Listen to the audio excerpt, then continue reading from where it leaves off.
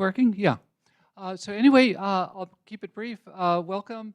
I'm glad that everybody found the place. And for those of you who flew in from a different country, well, thank you very much. It's great that people can come here in person. I know it's troublesome these days, but thank you very much.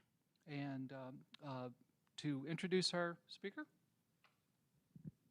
Hello. Hi. Hi, everyone. I'm Will Bird. I'm co-chair of LOPSTR+PPDP, and it is my great honor to introduce our keynote speaker today, Amr Sabri, who is professor of computer science at Indiana University in Bloomington, which is about 50 miles south of here. Amr was one of my teachers when I was a grad student at IU and served on my PhD committee. I've known Amr for quite a while now.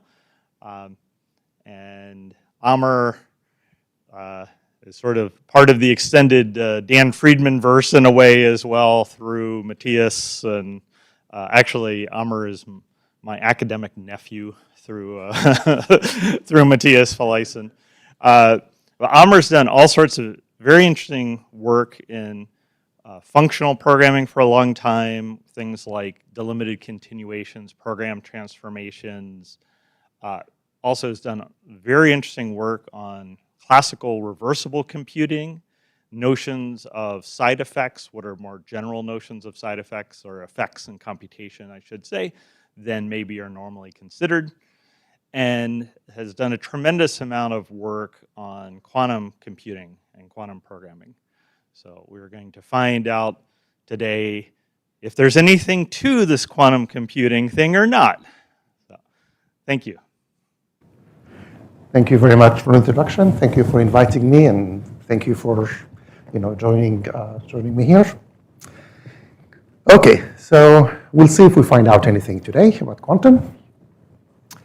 So first, let me start with a perspective.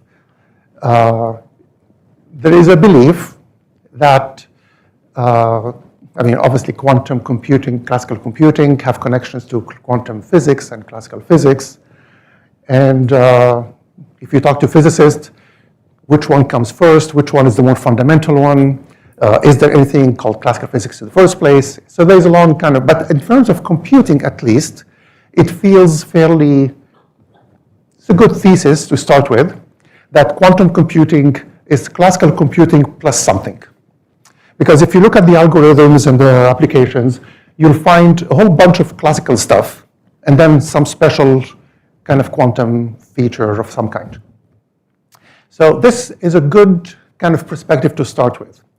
And the point here is there's a pragmatic, very pragmatic thing, because if I want to build a programming language or I want to build some tools, I have this classical infrastructure that was built over, 70, 80 years or something.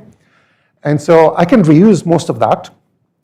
But there's also like a more foundational kind of issues. Like if we really understand what is the special delta, the special thing that differentiates classical from quantum computing, then we can understand, why is it faster? Is it faster? Is there something kind of fundamental here about computation? Anyway, so this is the starting point.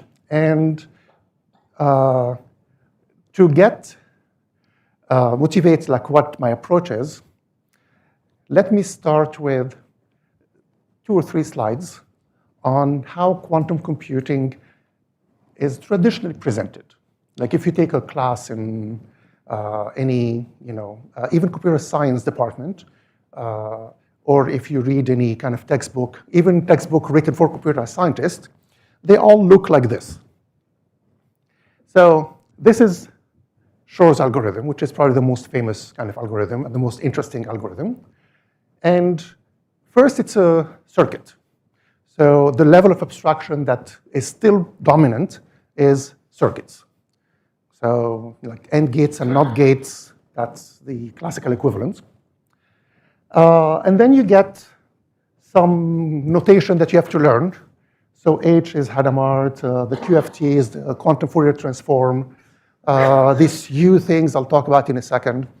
So there is some kind of notation obviously you need to learn, but you're reasoning a level of circuits. Now, this is the Wikipedia figure. And if you keep reading the Wikipedia page to understand Shor's algorithm, you will see stuff like that. And I'm kind of joking a little bit, clearly, hence it follows that. They don't have these words, but they do have this notation. There are pictures from the Wikipedia page. And to be honest, when I first saw this, maybe a long time ago, and I was like, this is horrible. And then after reading more, it's like, oh, this is genius. So this is the Dirac notation. And I mean, in some sense, it is genius, but it's a weird kind of abstraction. It's an abstraction, but it's not an abstraction that we recognize. It's not how we think or how we would like to think about programming. Okay, so I'm not going to explain this notation, but I will give you a walk through Shor's algorithm to kind of you see what's happening here. So there's like a bunch of complex numbers. There's a bunch of tensor products. There's a bunch of 2 pi I sigma k e to the whatever. So there's complex numbers. And there is sigmas, which are the superpositions. So there is like a lot of concepts packed into this notation. So this is as simple as I can kind of make the idea accessible. So this is, I'm going to factor 15 right now for you, because 15 is a challenging number to factor. Okay? So you start, the circuit is on the top here. It's a specialized to 15 from the previous slide. So there is 6 qubits, so 6 variables, 6 whatever. They're all initialized to 0. So you start with 0, 0, 0, 0, 0, 0, 6, a sequence of 6 zeros. The Hadamard's are one of the quantum magic kind of gates. And what they do is they introduce a superposition of 0 and 1. You're half 0, half 1. Okay, so classically it would be you have 2 parallel threads or something, 0 and 1. But it is not classical parallelism. It's quantum parallelism, which is kind of like a whatever it is, something special that has 0 and 1 at the same time. So after you take the first 3 bits and make them Hadamard, then you get 0, 0, 0, 0, 0, 1, 0, 1, 0, 0, 1, 1, and so on. You get all the 8 possibilities for the first 3 qubits. The last 3 qubits are still 0. So now the state is the first line here. The last 3 bits are zeros. The first 3 are every possible combination of 0 and 1. Then we have these 2 funny circles with a plus. This is a controlled knot. What it does is it's a conditional negation. With the white circle, if the wire is 0, you negate. With the black circle, it's the opposite. If the wire is 1, you negate. So I'll walk you through one of them.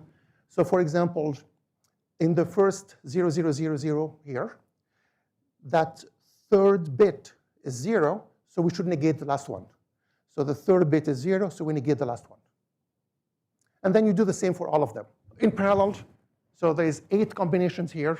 In one step, in parallel, all of them apply this transformation. If the third bit is 0, you flip the last one.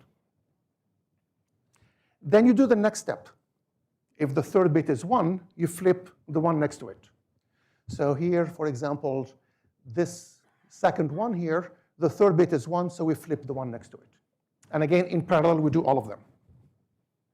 Okay? In that step here, the last step after that, I just rearrange things. I mean, this is a plus, and this plus is commutative and associative and whatever, so I'm just rearranging things. So I'm just grouping things based on the last 3 bits. So that if you notice in here, the last 3 bits are either 001 or 100. So I'm just grouping things for clarity. Okay? Then there is a measurement. So we're measuring the bottom 3 bits. And if you look here, the bottom 3 bits are either 001 or 100. So when you measure, this is the quantum kind of collapse. Something will happen. You will choose one of the 2 possibilities, and the other one will disappear. So this is about the measurement. The measurement collapses the wave function. These are all postulates of quantum mechanics. You can argue with them. But they've been around for more than 100 years, and I don't think we really understand physically what happens. But as far as postulates, they kind of work well. They kind of, all of the stuff we see, lasers, computers, MRI, works this way. And it's worked well. Anyway, so when we do the measurement, the 3 qubits at the end are measured to either 001 or 100. And if you measure 001, then the second half collapses, and you get back this half. And so the remaining superposition now is what's left, which is 000 and so on, or this one. Depending on what you measure, you get one of these two situations. Now, if I read this in decimal, this is 0 plus 2 plus 4 plus 6, which is a progression that differs by 2. Or I could get 1, 3, 5, 7, which is another progression that differs by 2. It doesn't matter which one I get, the pattern, the frequency is 2. The Fourier transform extracts the frequency. It doesn't care about the initial shift. It gets you the frequency. So once you get the frequency, this is now a result from number theory from 100 years ago too, that if you know the period of this function, then you can factor the numbers, basically take the period and get the GCD with some classical computation. So this is it. So you've seen now, superposition. There's no complex numbers, but I kind of didn't write them because they're kind of annoying to write, and they don't really matter for this kind of tracing. Okay, any questions before I move on? So you don't need to understand too much, except get a flavor. Well, this is how quantum computing is presented in textbooks, Wikipedia, and so on.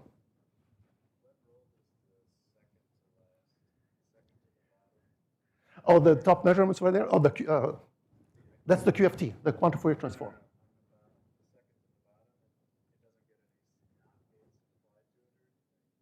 Oh, the second wire?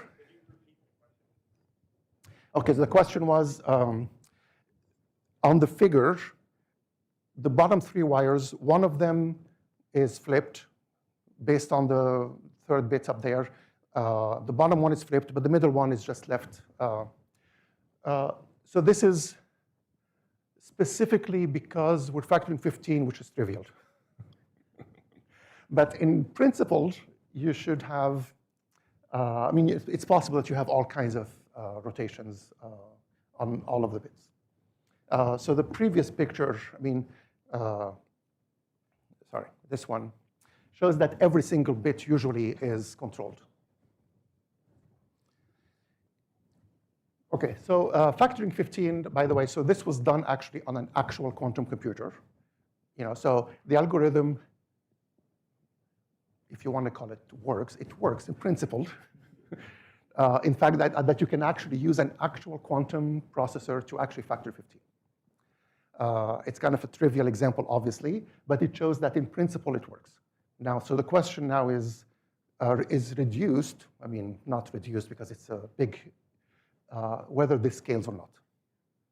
So in principle it works, on paper it works, the math works out. If you believe all the postulates, the math works out. In practice it works on a tiny example. Does it scale? Nobody knows. Okay, so let me kind of tell you how, let me keep track of the time here.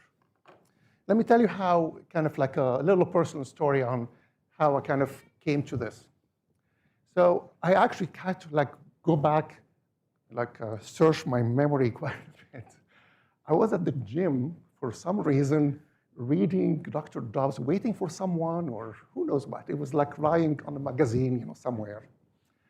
And as I was reading it, yes, reading Dr. Dobbs at the gym is what we do.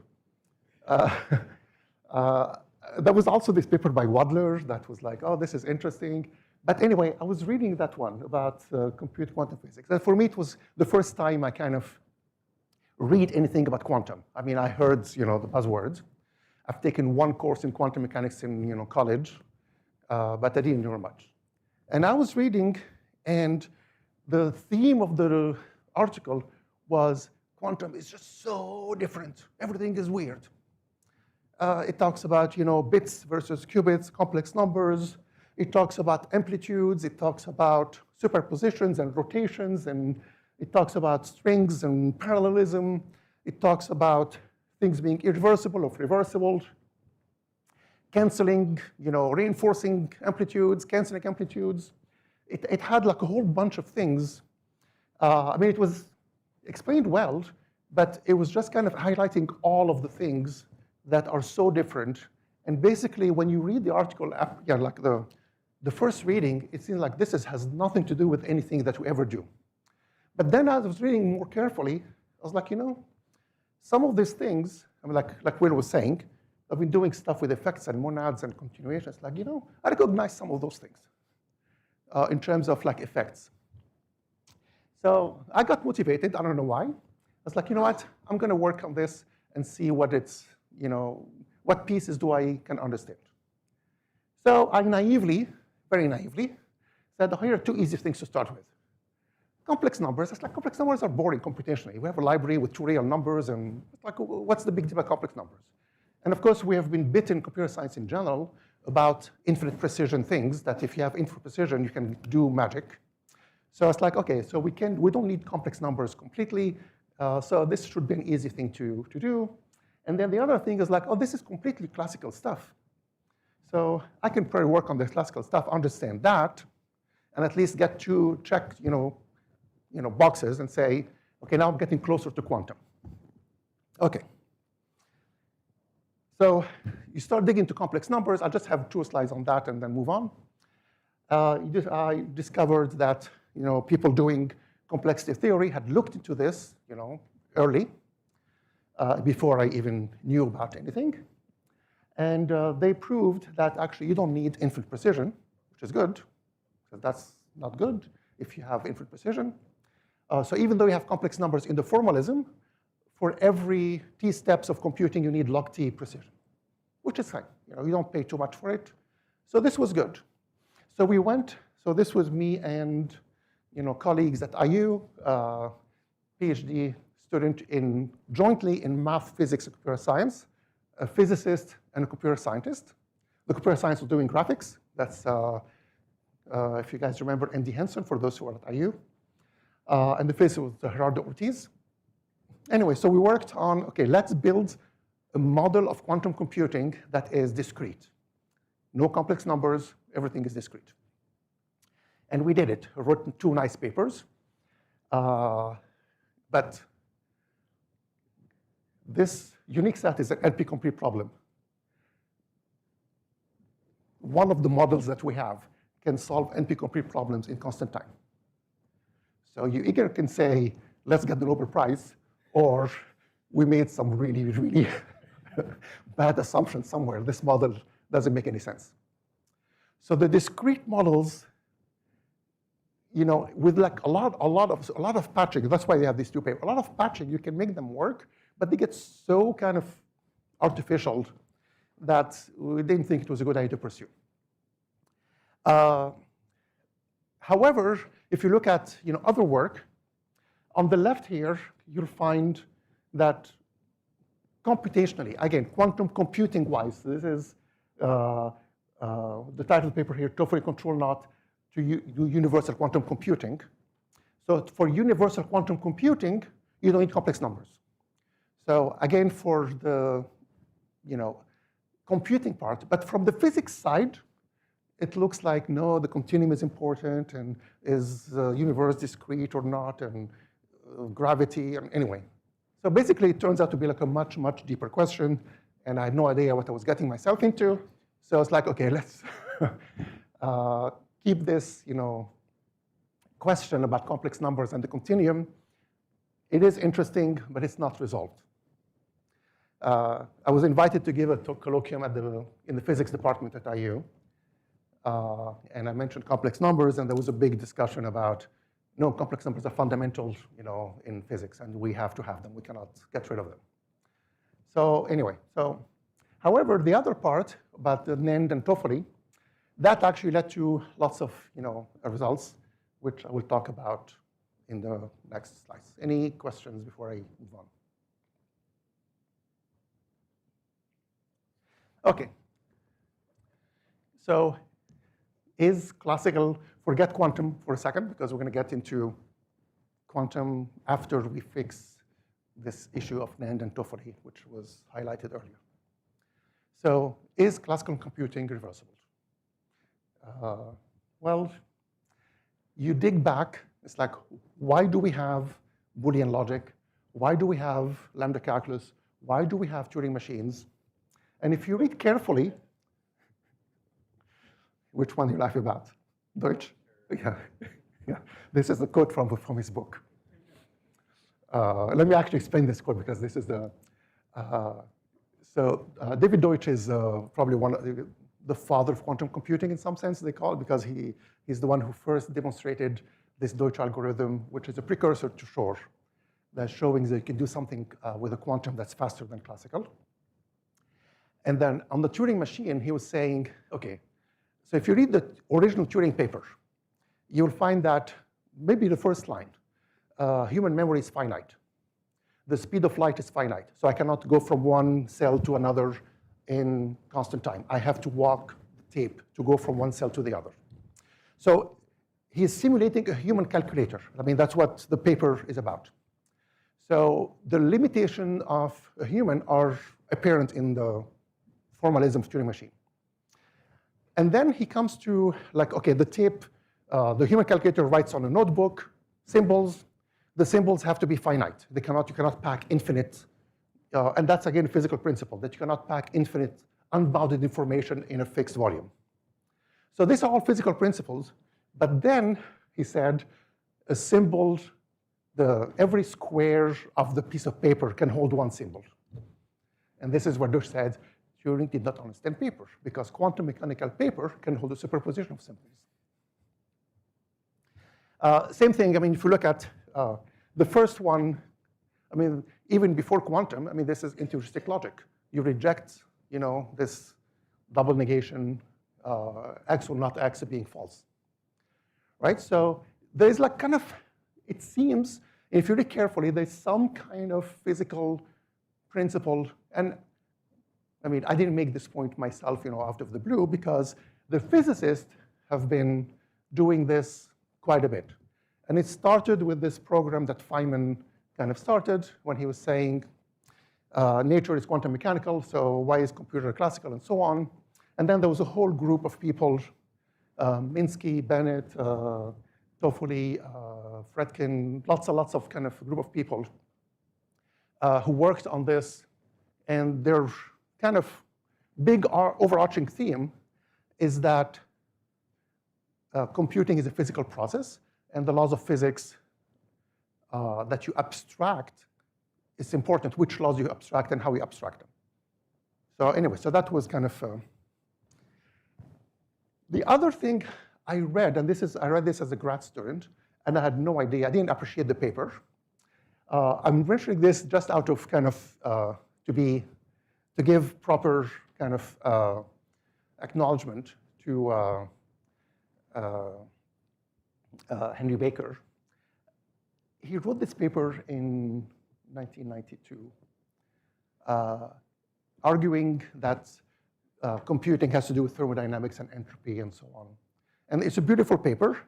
The thing that I didn't appreciate then, but appreciated later, is that a lot of computing is reversible, but in ad hoc ways.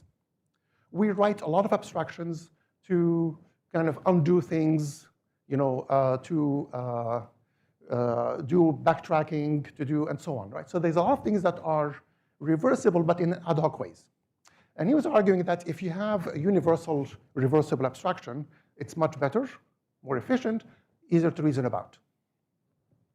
So it's like, okay, let's fix CS. Okay, so you look at, I mean, this is again Wikipedia. You look at, is there proposal for reversible kind of programming languages, reversible models of computation? You'll find lots.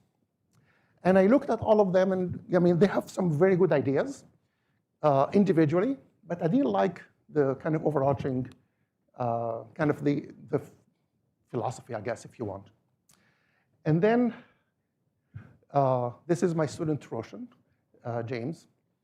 He did some very nice work, and then I think it was maybe the month before he graduated, and he was on his way to Jane Street. That's what is Sam? All of the containers they're shipping. He kind of came up with this idea.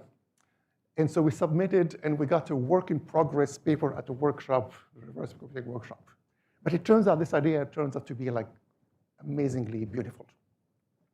So here's the idea. We're used to writing in pattern matching. This is how a lot of functional programming works. So here is on the left here. So this is Agda for some reason, because I actually did do the proof of isomorphism. But anyway, so on the left, you have the normal thing when you pattern match on the input. Typically, when we write code, on the right, we write whatever. But if you also kind of mentally say, I want to make sure that the right is also can be viewed as patterns. I mean, expressions and patterns are just kind of like, if you're on the left, you're a pattern, on the right, you're an expression. So if you write with the conscious kind of effort to make things on the right also behave like patterns, then that's it. That's all you need. So this is a very, I mean, for me, it was a very beautiful model because it fits like the way we program usually. We just have to kind of add this extra check. Okay? So, I mean, most kind of languages today, like Haskell or Agda or whatever, they will actually check the patterns on the left are exhaustive and not overlapping. And if you do the same check on the right, then that's it. And I put a star because there's a slightly more technical condition, but it doesn't really matter. Okay, so you just can make sure the patterns are exhaustive, not overlapping on both sides, and then you can program your way and do whatever you want. Okay, so anyway, so I'm mentioning this because there's a lot of interesting work that came out by other people. So we had a collaboration with Benoit Valirand, and his group took that paper and did some very nice work. So I'm just pointing to the work because it was very nice. Okay, so you might say, okay, fine, your language is cool and everything, in my unbiased opinion, but I don't want to write in it. I want to write in my usual whatever, Minicanron or Haskell. So I want to write in my usual language. It's like, fine, you don't have to actually use this because, again, Toffoli, which is from the same group as Feynman, had this construction that you can take any arbitrary Boolean function and you can embed it into reversibles by adding extra wires, input and output. So it's very simple. So you have a function that takes n Booleans to a bool. You make it take n plus 1, return n plus 1. One of the outputs is the same input. So now you know you can kind of recover the input. And then you add an extra wire to distinguish, am I computing the usual thing or the reversible thing? Anyway, so this was just done on Booleans. The first paper we wrote with Roshan was generalizing this to abstract data types and categorical semantics and interpreters and all kinds of things. Okay, so this construction works not just for Booleans, but for anything you want. Okay, so basically, this will conclude the whole reversible computing piece. It's like you can either write in your favorite language and have the compiler produce reversible code. And this is, since we called these garbage and heap information effects, this will be the implicit information effects. Like in the usual programming language terminology, you have the, old people remember the scheme, Kalsesi versus monadic, effects, where one is implicit, one is explicit.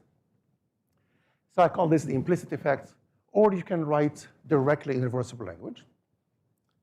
Now, I'm going to toot my own horn here and say that this is better. And I want you all, encourage you to look into that for aesthetics. I mean, it has nothing to do, technically you can use it both ways. But really, I mean, this goes back to even the Feynman and all of the physicists, is that nature does what it does. And it kind of makes sense to kind of not fight nature. You know, if nature is doing something a certain way, it's probably better abstraction that, you know, artificial abstractions are coming up. Maybe not, you know, we have our own kind of things, but the thing that really inspired me, which is that example here, let me briefly mention, because it was really, for me, it was like, I kept reading it over and over and over and over. So RNA synthesis is essentially copy. You have a complicated data structure, let me say it in CS terms. You have a complicated data structure, you have a graph, or like a whatever, some complicated data structure, really big, and you want to copy it. But copying it is hard because it's a huge thing. So you need to have maybe parallelism. So lots and lots of little processes need to kind of each copy a piece. How do you ensure consistency? How do you ensure that the actual thing that is copied, because each agent just grabs a piece and copies it. How do you make sure that there's a global thing that's consistent? If you string synchronize, you're dead. If every agent has talked to every guy, what did you copy? Let me see what you copied, and let's discuss what you're dead. So the way nature does it is there is a process to copy and a process to uncopy. And then there is an integrity check on this side. If it looks like the thing is consistent, then the speed of this one is faster than the speed of that one. If there are lots of errors, you kind of have the speed of this one is faster. And then it works. We're here, the way it works. So it's kind of like a beautiful way of programming.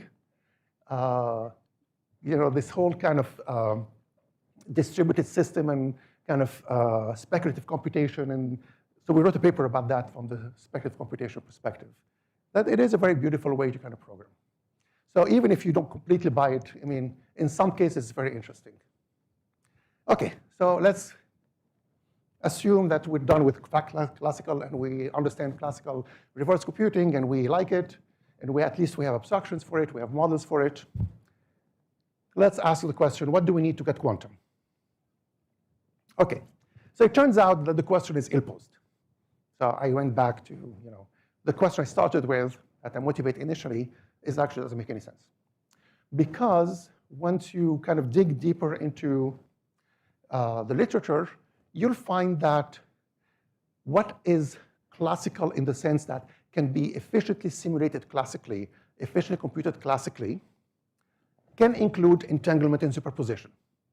So it's not like there's like a barrier. If you use Hadamard, you're quantum and you're, no, you can use Hadamard, you can use all of the stuff I wrote on the Shor algorithm. The specific case I wrote on the slide, Shor 15, that specific case can actually be done classically efficiently. So the fact that it was done on a quantum computer efficiently is kind of irrelevant. So you have to factor 21. 21 is hard. No, I'm serious. 21 is much, much harder than 15. And the reason is, I mean, again, mathematicians knew that a million years ago, is that 15 is the Fermat prime, right? So it's from 2 to the n minus 1. And those primes have a those products of primes have an easy decomposition. Because the period is the power of 2, and then you're using bits, powers of 2 are trivial to represent using, you know, it's like one bit is 1, the other one's a 0. With 21, it's like powers of 3 or 7, which is kind of a mess in binary. Anyway, long story, but the point is, you can have quantum gates and quantum superposition and quantum entanglement and all of the stuff you want, but in some cases, it can be done classically. Okay, so there's I'll tell you about in a second. Then there is another thing that if you limit observations, you can also simulate it classically. And so there's all of these kind of, and if you have superposition, no entanglement, this is classical waves. I mean, water is a wave. Electromagnetism is a wave. and they don't add, there's nothing quantum about them. So it turns out that this is the details of the previous one. So there's a Gottman-Neal kind of, and this was like a big thing at the time. But you can have very complicated quantum circuits with quantum entanglement, but they're trivial to simulate classically. There's also Van den Best, who builds on that. And it's like basically, if your observation is limited to certain things, then the whole thing, all of the quantum stuff is irrelevant because you cannot observe it, and it's all efficiently done. So there's like all of these kind of, let me call them islands. So if there's like a giant quantum world, there's islands of classicality. And then everybody has been trying to find the island, and there's no one island. Or at least nobody knows yet how to define one island. So it's like, okay, give up on that, and let's do something else. So what we did, and this is long collaboration with many, many, many people. The most kind of recent group is Jacques Carrette from McMaster, Chris Unen from Edinburgh, and Robin Karsgaard from Southern Denmark. So this is the most recent kind of string of papers we've been writing. And so we said, okay, since we cannot really uniquely kind of say this is quantum, let's at least have like the choice that we make is isolated to one thing at the beginning. And so we're trying to use kind of free models that are the unique model that precisely describes exactly what certain set of axioms. So we get to choose some axioms. So this is the choice we make. We choose some axioms. And we say, we believe those axioms capture quantum. Of course, you have to prove that they are universal and so on. But then we construct the free model for these axioms. And the free model will be exactly the model that models these axioms and nothing else. No junk and no extra thing. So this is the approach we took. So let me give you the results, and then I'll explain a little bit what it does and what these symbols mean in a second. So the axioms we chose, there's a whole bunch of axioms needed for classical computing, because we said we're going to build on classical computing. So for classical computing, we take whatever is standard, and the standard thing is distributive monoidal categories. It doesn't matter what they are, just some kind of categorical framework that captures reversible computing. The coherence conditions for these categories capture all transformations on reversible computing. There was a folklore result, and we proved it with Vikraman and Jacek in Popple 21, I think. This was actually sound and complete. It was a folklore result that was kind of known, but we proved it formally. So these are nice kind of a starting point. And then we added two constants, zeta and v. We don't know anything about zeta and v, except they must satisfy these axioms. So zeta to the 4 is 1.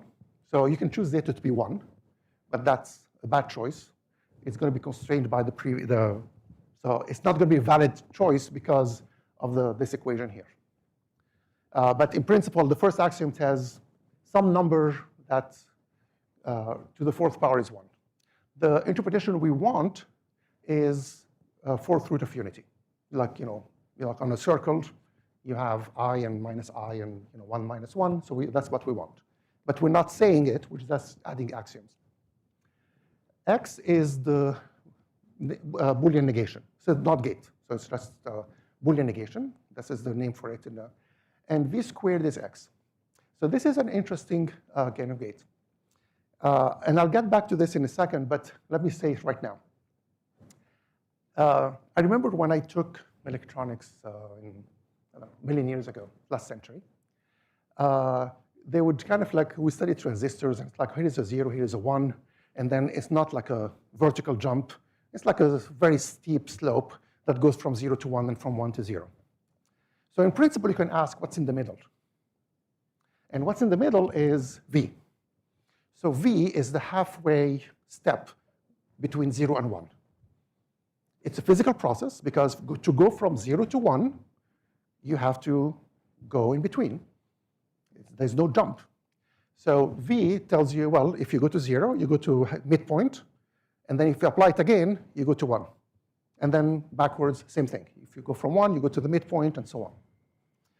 So V is like this kind of way. And again, we're not saying anything about gates or transistors or levels or energy. We just have an equation that says, if you apply V twice, you get back naught.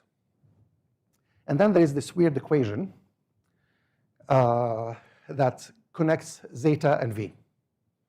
Okay? And this equation is the key that kind of fixes the choices to something that will be quantum. Okay?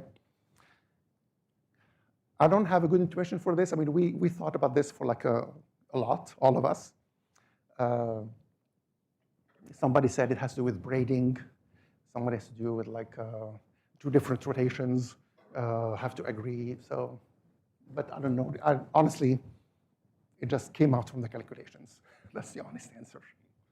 But anyway, so, I mean, I want to emphasize this is not the only choice. I can choose different axioms and get different models. Yeah? So there's like lots and lots of possible axioms. The only thing that matters here is lots and lots of possible choices. For example, you could have said, I want V cubed to be, or like some W cubed to be X. Works. It will be a different model and so on. This is the cubic root here on the right. Right? So you could have some other kind of choices if you want. However, the choice we made has some kind of very nice properties. And by the way, this paper, we're very kind of pleased. It was in PNAS this year, actually, early this year. So it's classical computing with just 2 constants. The constants make sense physically, and I mentioned the physical intuition, but there's another one. So we have a colleague who has an ion trap quantum device at IU in the physics department. So every once in a while, we have meetings, and I talk with him, and I try to understand what is that quantum, So when you look at I don't know if you've ever seen anything like this, but there's tables like this, and lots and lots of wires, and then lasers and magnets, and the vacuum chamber is like this tiny little hole. And they spend like a year, calibrating it and doing things. And then I ask you, I was like, how do you compute actually? It's like, well, you shine the laser. I mean, I'm trivializing it, but you shine the laser, and it goes from 0 to 1.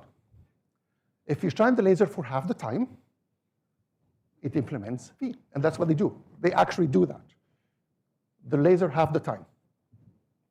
So this is, I mean, it's very nice that you can actually connect.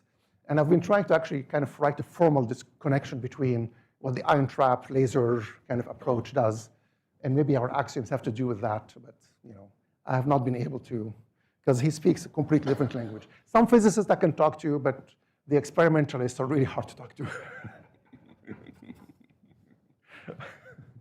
Are you an experimentalist? No, my father's a purist. Okay. Okay. Can you talk to an experimentalist? Probably not. Yeah. Okay. So, but the other thing that's very beautiful about this model that we have is discrete. There's no, infinite precision. There's no any complex numbers. The axioms, there's only 3 axioms plus the reversible axioms. So you can actually implement it. You can implement it and can reason about it. So I mentioned this already multiple times, but just kind of recap so you can have like a picture here that V splits computation in 2. And the role of zeta is really because you have these 4 numbers that kind of like essentially are phase shifts. So you can kind of align. So you have computations that go at full speed, some that go at half speed, and then you can kind of move them around and align them in different order. So if you do that, you're quantum. And we didn't mention complex numbers, we didn't mention superposition, we didn't mention anything, but they all fall out from these axioms. Okay, so that is the slogan, if you want, that you take classical processes and you allow them to stop midway, and then you can allow in kind of like have some control over the alignment, and this is universal quantum computing this way. So what do we do with that? So where is Yaffe? You recognize that?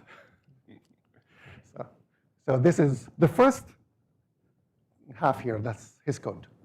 If you don't like it, it's his code. But if you like it, it's because I copied the code. No, I mean, he actually did an amazing job, honestly. He's like, when I was trying to prepare for the talk, I was like, I want to actually run some code. And I was like, oh, Yaffe did this thing. So I was like, anyway. So the first part is his implementation of that language with reversible pattern matching that we looked at. And so he implemented it completely, and he has a quantum extension, but not this one. He has a different quantum extension. Because he has a compiler that's probabilistic computing, and it's like exploring if you can do tensors and probabilistic computing and use that machinery to implement quantum. So very fascinating work that he's doing. What I took from him is just the classical part here. And then I added zeta and v. So I just added those two constructs.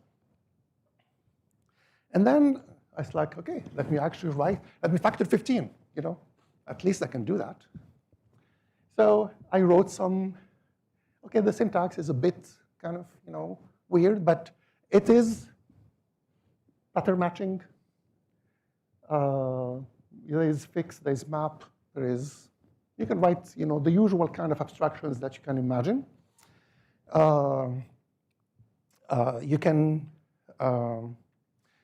so we have list, we have fix, we have pattern matching, we have, you can write addition, multiplication, exponentiation, the usual way you would write them. Nothing, it's slightly, you get used to it, fairly quickly, but you're not doing anything unusual when you write multiplication and exponentiation, addition. You just write normal code, but you just make sure that patterns on the right are also complete. Then, I mean, you don't have to read any of that. The only thing that is important here is using zeta, using v over there, you can write a whole bunch of things again that are kind of nice abstractions to be used. So you can build more quantum. The point here is you can build more quantum primitives using zeta and v, which was expected since we said it's universal. And then here's the Fourier transform. So it's a recursive function because we can do Fourier transform on any number of bits, not just 3 or 4. So we have a recursive thing. If this is empty, do this. If it's not empty, do Hadamard, do whatever. So again, fairly normal code. This would be like in the very first, if you remember the very first slide had ... Well, the ... is not code. I mean, this is the ... explanation, that it's a recursive process that you can do. So anyway, so you write this code, and sure enough, I mean, I'm not going to give you a demo because it's kind of boring, but you actually can run it, and it actually tells you 15 is 3 times 5, and this is what I did. I did whatever, base this, factor this, whatever. So this kind of like demonstrates that you can take this reversible pattern matching idea, and if you like it, you can program that way. You have these two constants. You can build a library of quantum operations with it, and then you can write code. It's extremely slow, blah, blah, blah, but conceptually, it explains one way of getting quantum computing with fairly, I think, intuitive kind of primitives. You have your classical reversible primitives, and you have this ability to stop halfway and to shift things with a phase. OK, so I think I'm pretty much done. So reversibility, I think, should be given more of a status in classical computing. It's very, very nice for reversible processes, for speculative computation, for reasoning about undo effects, backtracking, all kinds of things. And if it's available as a primitive, it seems, back to Henry Baker's paper, that it's a very nice way of kind of abstracting all of these things. Complex numbers in the continuum, I'll leave it open. I have no idea. There's all of these classical islands, and the question of what exactly, is there a speed up for quantum computing? Where it's coming from is still open. Don't believe all the hype you read. Every year or so, every 6 months, there's a news, quantum supremacy, quantum this, and then 6 months later, oh, I simulated this on my laptop. So don't believe IBM or Google or anybody else who says they have quantum supremacy or quantum advantage or whatever. I mean, maybe they do secretly, but nothing has been kind of verified independently, and there's no mathematical proof anyway. I mean, and if there is faster thing, we don't know why, which means it's kind of still open in the air because we don't know why. Nobody can say this is the reason why it's faster, if it's faster. And of course, complexity classes, classically, we don't know anything either. So trying to find a complexity class between, polynomial and exponential is already, I mean, even classically, there's all of these kind of open questions. So this is a hard question, and I don't think it's resolved. The one thing that kind of like we came out is maybe not a single thing quantum makes a difference, but there's something about the interaction between them. So if we're going to look at what makes it faster, it's not entanglement, it's not superposition, it's not this, it's not that, it's not the complex numbers. It's some kind of special sauce that has this combination in a certain way. The story we have is you start with this classical thing, you have the discrete phase, you have the halfway step, and then you get a universal model of quantum computing that is discrete, implementable, you can reason about it, you can optimize it, you can use classical tools to think about it. So it's a good story, but obviously there is a lot of open questions. So the research program, at the end of the day, lots of possibilities have been either understood or excluded. The final answer we don't know. But Chris Hunan asked ChatGPT, and he said this. So this is what ChatGPT thinks about my work, our work. I actually liked it. It's a beautiful slide. I don't know how much work he had done to kind of negotiate with the prompts and whatever, but it does summarize the research in a nice way, actually. But anyway, so thank you.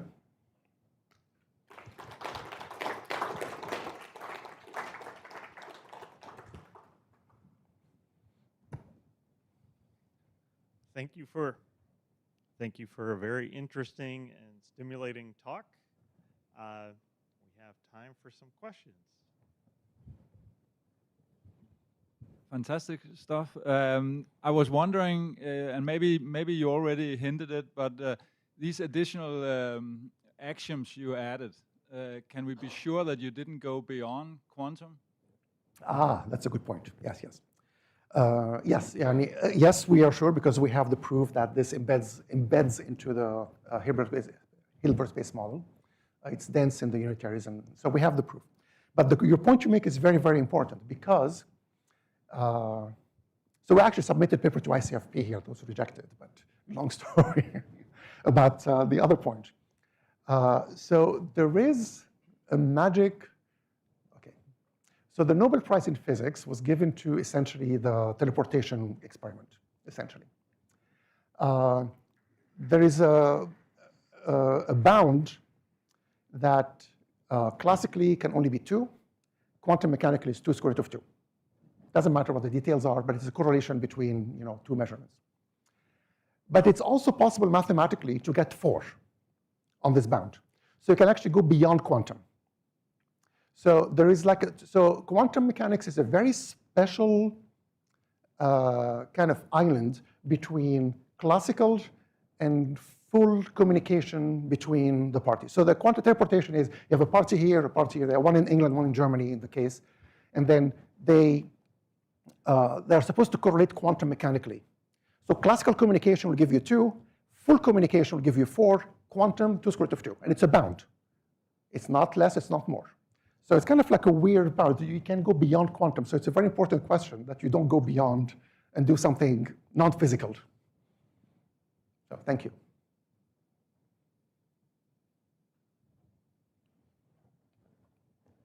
Hi, thank you, Amr.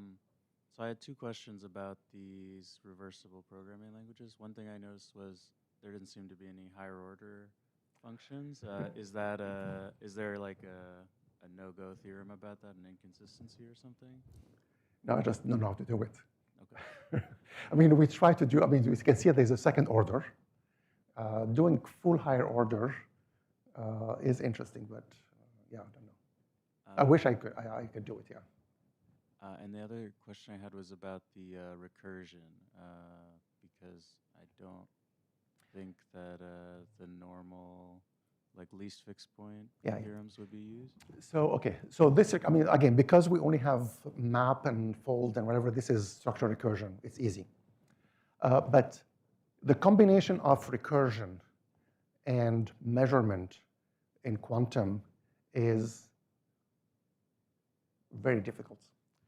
There is no-go theorems about it.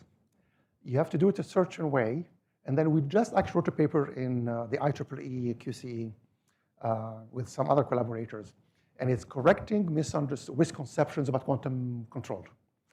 So all of these problems come up with quantum control. So controlled, I mean, higher order functions give you all control, and recursion is another form of control, and quantum mechanical, quantum controlled is quite subtle.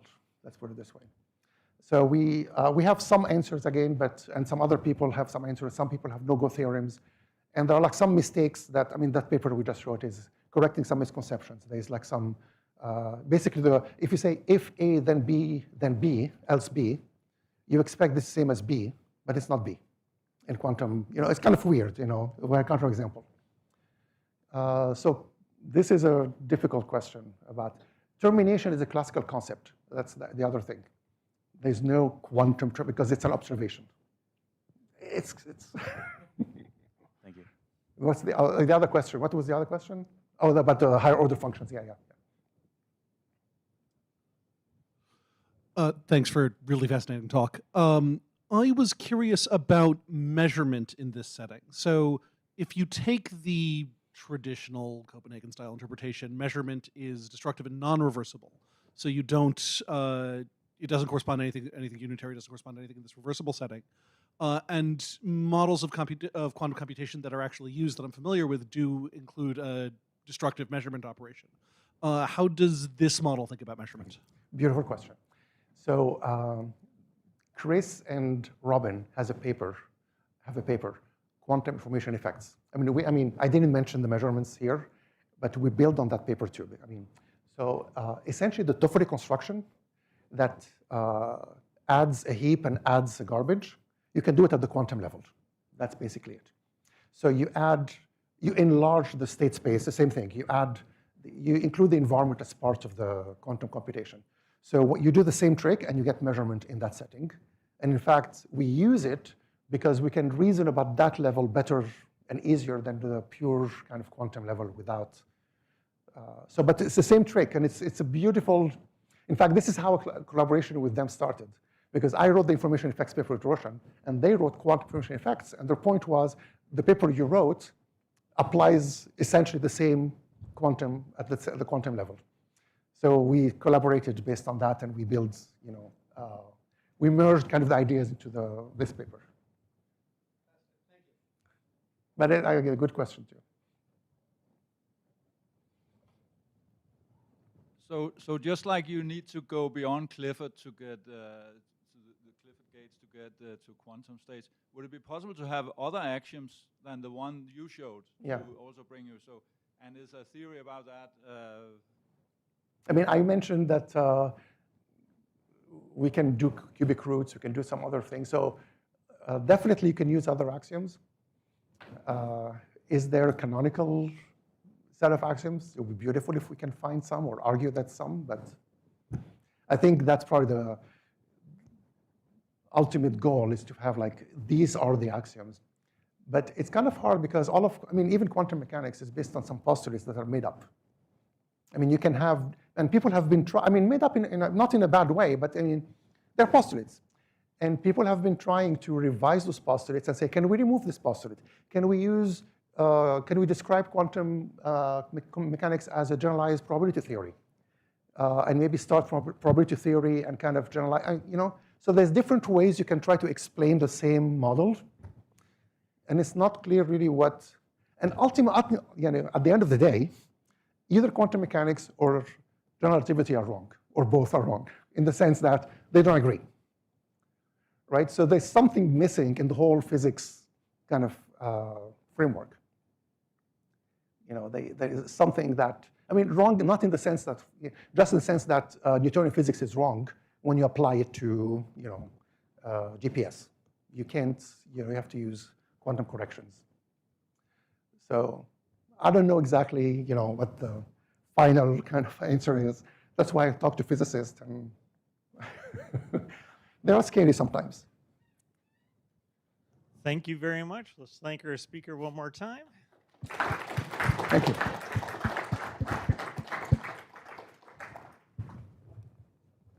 And I guess I have a lot of reading to catch up with. It's fascinating work. Could our next speaker come up also to test your laptop? We now have a coffee break for half an hour.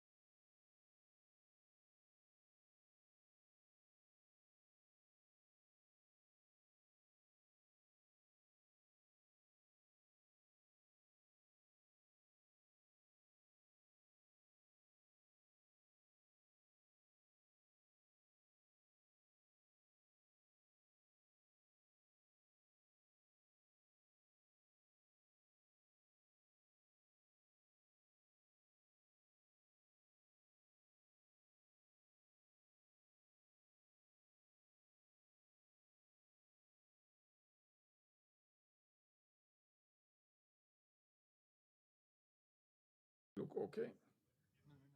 No.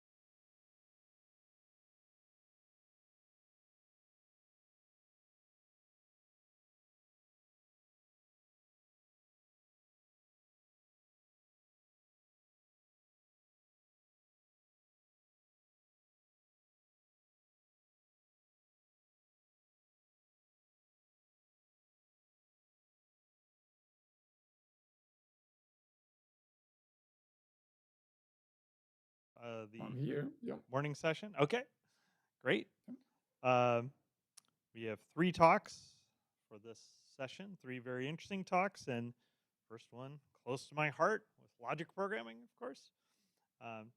So Attila from Akita International University is going to be presenting on logic programming using a concatenative functional language. So this is in our theme of trying to combine elements of logical programming and functional programming and trying to bridge, make bridges between those communities. Thank you very much, Attila, and please go ahead. Okay. Well, thank you very much. So, well, thank you very much for the opportunity, and for this workshop, and also for the very nice reviews, very nice constructive reviews for the papers. Okay. So first, I need to talk about why are we doing this, because otherwise it would be like just implementing yet another programming language. So we have our reasons, and I'm also into bridge building, but I'm not building that bridge. No, I'm not building the bridge between functional and logic programming, because for me they are actually sort of the same. So I don't see much difference. They are always come together with me, at least in my thinking. Therefore, that's not the bridge I'm building. But I'm building another one, especially that what we are looking for is that we have some we have the theoretical computer science, and we have this object of a finite state automata, and we have some decomposition theory for those, and we would like to use those, but those are very far from the actual practice, the actual programming language. So we would like to close the gap between the mathematical theory of computation and programming languages. So yeah, sure, that's something that many people try to do. This is one way. And the specialty here is that what we can promise that we have a mathematical theory in abstract algebra, or well, rather in category theory, that we can promise sort of semi-automated understanding through hierarchical decompositions. In automata theory, this is called the Cronrods theory. And you can imagine things like one example of it did is like when you have people solving the Rubik's Cube, they actually rediscover group theory. Their algorithms are decompositions of the permutation group of the Rubik's Cube. So basically, this is the sort of the workflow we are imagining, that we write computer programs, and yes, we have to write it in a very special language that allows us to have a semi-groupoid representation, which is a semi-category. It's basically a category. We just don't insist on the identity arrow, or you can think of them as finite state automata with types. And then we can decompose these structures into these hierarchical models that sort of gives abstractions and detail on demand. And then we can map this thing back to the computer programs, and we can understand as the complete space of all computer programs. So that's the big promise. And then you might ask us, like, yeah, why design a programming language? Maybe in this crowd, this is sort of like understandable. Everyone likes to design programming languages, but sure, we have a very specific requirement here. We want to have an explicit semi-groupoid, semi-category representation. So, but we don't start from scratch. Concatenative languages, they are coming from Forth. And of course, we will use quoting and higher order functions. And they are implemented in Clojure, so we inherit the immutable data structures as well. But you will see how this looks like exactly. But first, I have to say that, you know, this is the language of no's. And that's exactly what happened. It's like watching the verse language talk as well.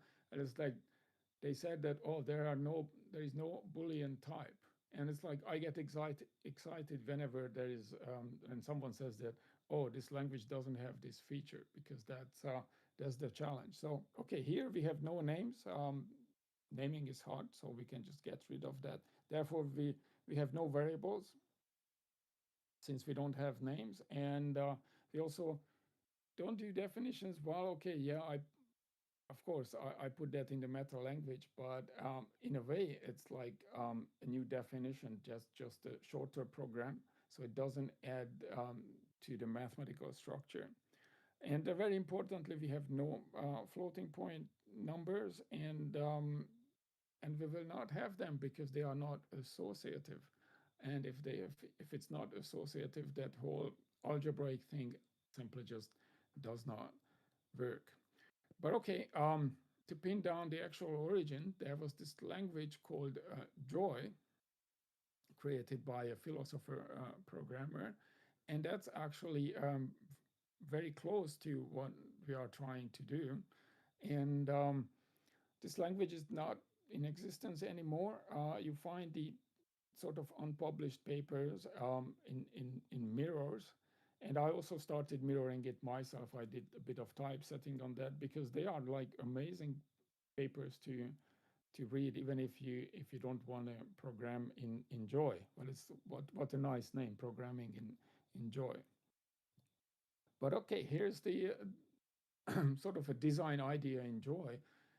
It says that the concatenation of two programs, we just put together two programs, that denotes the compositions of the functions denoted by those two programs. Okay, sounds interesting. And then it becomes explicit in a sense that basically what we have, that the two structures are monoids, and the meaning function, the semantics, is a homomorphisms. And that's exactly what the algebra people like us is like, wow, that's exactly what we need. Because if we have a morphism from the syntax to the semantics, then we just use another morphism that defines out our decompositions. Here is a sort of a diagram how the decomposition works. It starts with a surjective morphism. You collapse some information, and on the second level, you can compress the lost information if there are some regularities there. So that's why we sort of follow the path of the Joy programming language, because this looks like exactly the stuff we need. So, but still, we didn't want to use it directly because we wanted to have control on the implementation, and of course we wanted to do it our way. So the question is that when is a language done? When is it practical? And the first idea was that, okay, it is a complete language if we can solve Project Euler problems in it. Yeah, that's granted, that's limited because it's just mathematical problems. You don't have to interface with the word, but for our purposes, this is totally fine. And it actually has an immense educational value. I did a couple of like sort of little programming contests, and in this language, which you will see in a moment. And the advantage is that, you know, the playing field is level because no one saw the language. It's like if it's one particular language, whoever speaks that language very well has an advantage. But if you come and it's like you have this crazy stack-based language, then basically, yeah, you have no advantage. Well, okay, you do, but sort of a lot better. But okay, that was one idea. And the second idea is that, well, okay, I can call it complete if it has logic programming. Because as I said, it's like, well, I like the whole idea, and I'm always use whenever it makes sense. So yeah, demo time. Okay, I already started it because I didn't want to show you the startup time of a called JVM. So, well, let's just do a couple of computations here. So let's do just 1 and 2. Okay, so it puts it on the stack, and if I do a plus, then it will give us 3. Okay, it's not particularly exciting so far. It's postfix notation. But okay, let's do something a bit more interesting, because if I start, okay, I start a list, and now I put 1. Oh, and the list is swallowing everything I'm putting there. Okay, so what if I do plus? No. Okay, whoa, it's like it didn't get executed. And if I close it, okay, so now I have a program on the stack. And that's, well, if you do Lisp, then you know that what happened here, we did some quoting. So what can I do with that? Of course, I can work with that, but I have the I operator that's coming from combinatory logic. it's not the best name because it's not exactly identity, but what it does, it takes the content of the list and shoves it back to the input buffer, and it gets executed. So now I have 3 as well. But of course, okay, let's just clear the stack, and let me briefly see what else I should talk about. Yes, okay, so say I have just a list here, and I can do things like I can do a left cut of that, and I can do a right cut that. Okay, and I can do a I can do a right join of that, and I can do a left join, just doing it backwards. So it's like, it's like cons and on cons, but I do it on both ends to simplify life. But okay, let's just clear the stack, and let's do something interesting. Okay, so I have drop, which, okay, first let's show that drop is very simple. It just drops the top element of the stack. If you ever did fourth, then yeah, you know what it means. So let's just have this program on the stack. Okay. And now what happens if I do an R cut? Okay, well, yeah, that's one of the questions in the programming contest, what I do. And it's an empty stack. Hey, what happened? Well, the thing is that I cut the last element of the list, which was drop, which was an operation. And when it gets inserted back to the stack, well, it's an operation, so it gets executed. And it simply dropped the remaining 1 and 2 there. Okay. I think I want to talk about, just dip as well. That's just a very simple thing. Let's just put a couple of numbers there. And now I have a little bit of a program here. Okay. And now it's like if I use the I operator, I would have 7. But if I use dip, then I would get 15 there. So what dip does, it's like it executes the program, which is just a list, but not on the top of the stack, but one below. What it does exactly, well, I can demonstrate that. We can look for the source code of that. Okay, well, it does something a bit more complicated, but basically the way it does that, it restores that element. And we can do 2dip as well. And then the final thing that I wanted to show that, of course, in order to have a Turing complete language, you need to have conditional. Okay, it's the conditional. What's the easiest, the simplest conditional? Well, we do have Booleans. So let's say true 42 and 31. And if I do a choice, okay, I will get 42. And if I have, okay, I have to clear the stack as well. If I do false, okay, then I get 31. So basically just choosing between the 2 values. So you've seen enough.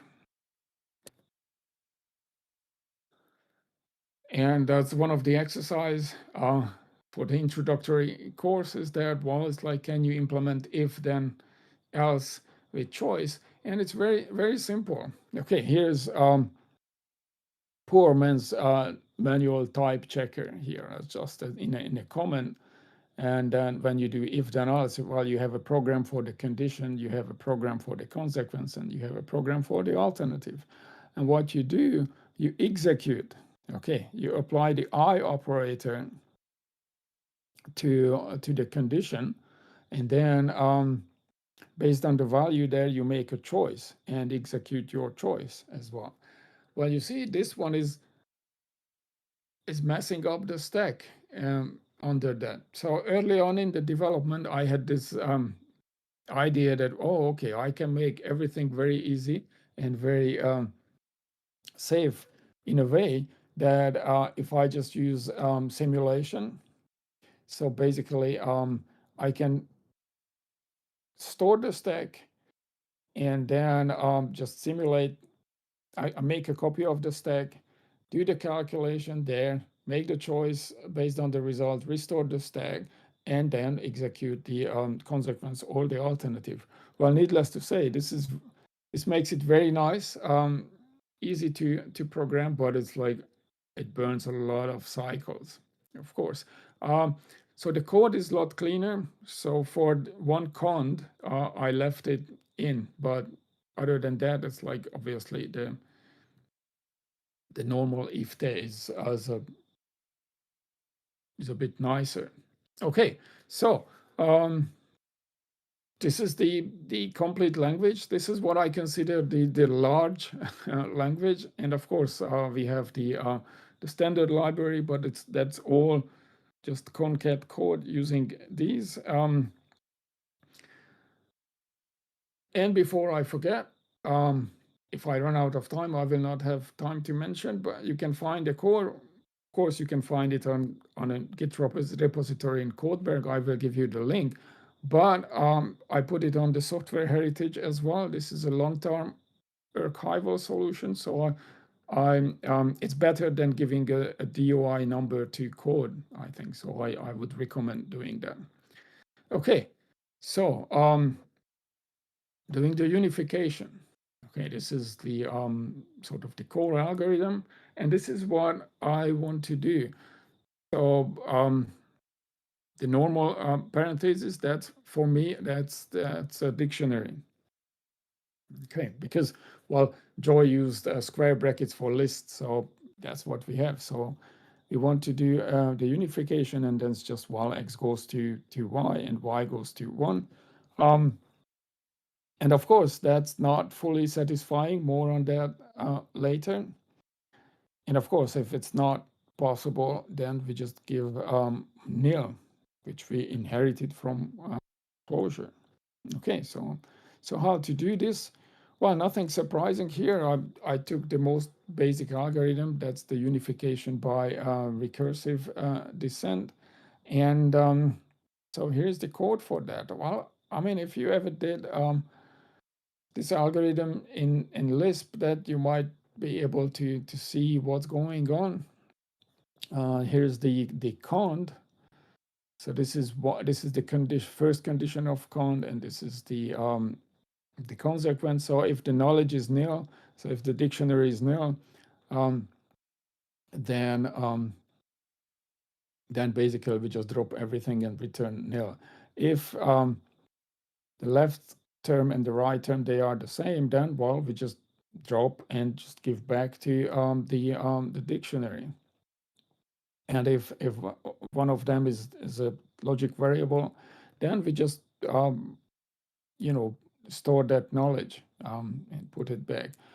And if it's not an empty list, then well, we have to do the recursion. We have to do this basically shows here that what you have on the stack, and then we have to unify the two elements, and we have to unify the rest of that.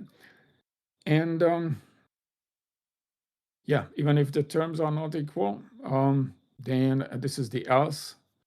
We still have to clean up everything. So that's why we have the 3 drop.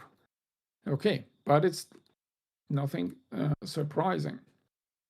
And also we want to do substitution as well. And that's again, as just we can recur and we can use map. Oh, I didn't show you map. That's probably worth showing very quickly, because that's standard example, higher order function. We just have 1 plus, that's the program, and I can map that over, and that's like, yeah, I have 2, 3, 4. So yeah, that's again as planned. And the melding, once we have once we did the unification, we have the knowledge, the dictionary. We can put this together, and this would be the result. So now it's the question: what is the definition of meld?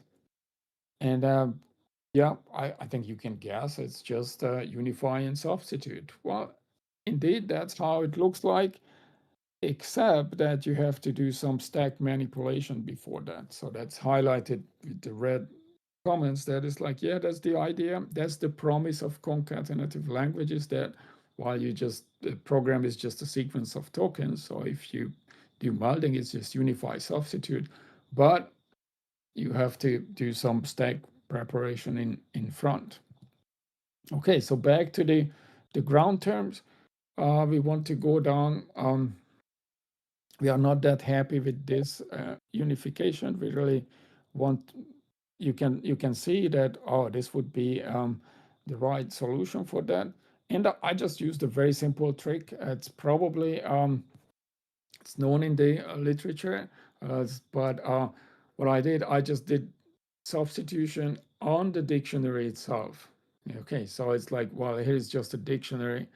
It's sort of like a long chain, and if you you do this propagation, you just substitute, apply the dictionary to itself, then eventually you go down to everything goes down to the ground terms. Okay, so yes, since we can do the unification just by the pairs, we can insert the propagate function, which would be just applying that substitution by the dictionary itself. Of course, you need to do it twice, because if you think about it, it's like if you have a new arrow, then you have a path of length 3, so you have to do it twice, but you can also check for dictionary equality. So in the paper, I did the usual database queries and the naive implementation of set unify as well.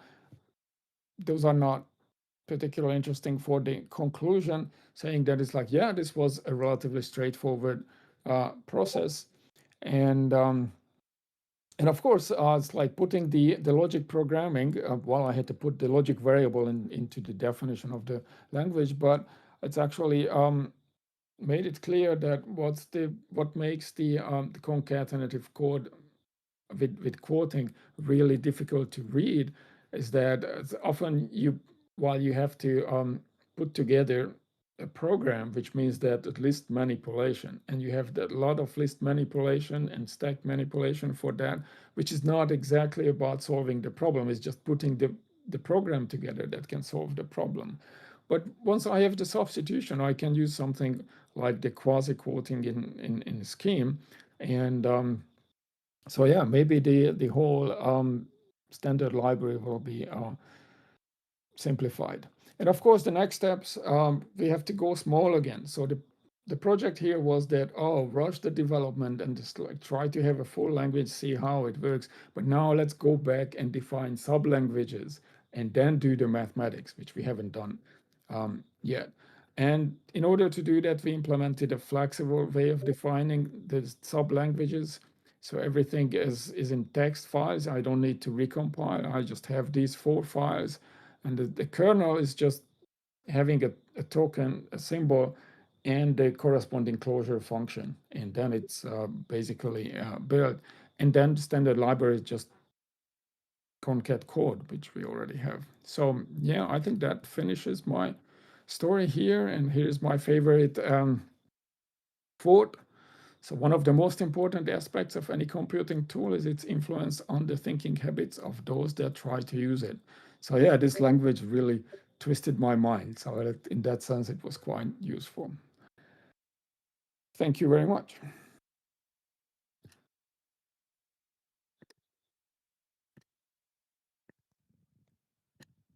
Questions?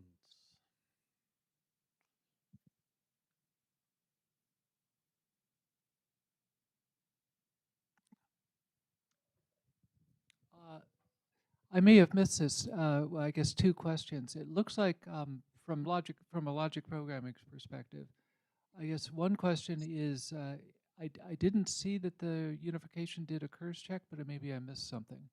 And then the other is this sort of data log? Can you handle logical functions?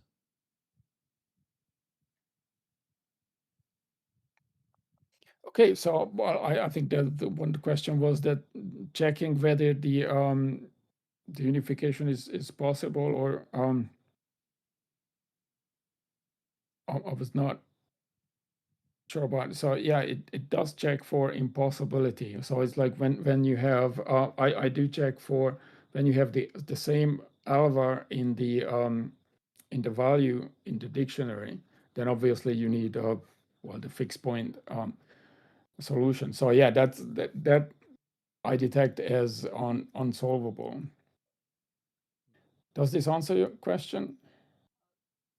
Yeah, that answers one half. Okay, But yeah. then say in data log, basically the things that you unify, your domain is just constants or possibly numbers.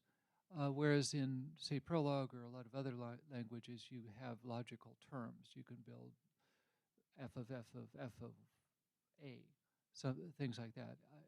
Do you have that in Okay, well, some of the sound cuts off, so yeah, maybe I will probably hear it in the YouTube okay, I'm recording sorry. later.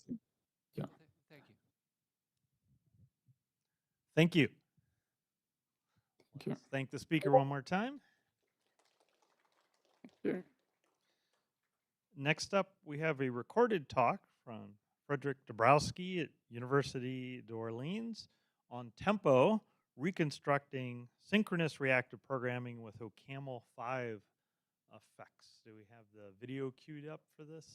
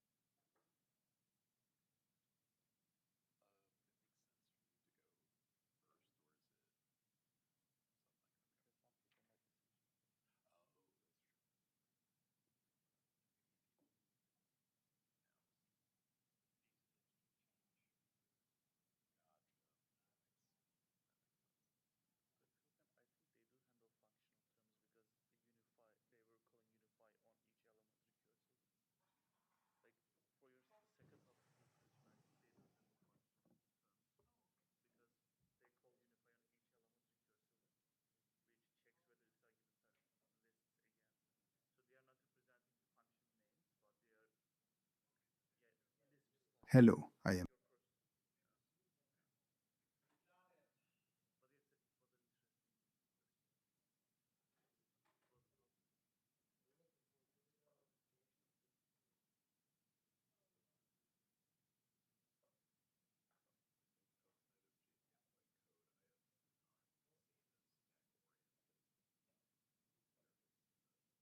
Frederick Dabrowski, and this talk presents Tempo. Hello, I am Frederick Dabrowski, and this talk presents Tempo, a synchronous reactive programming library for OCaml 5.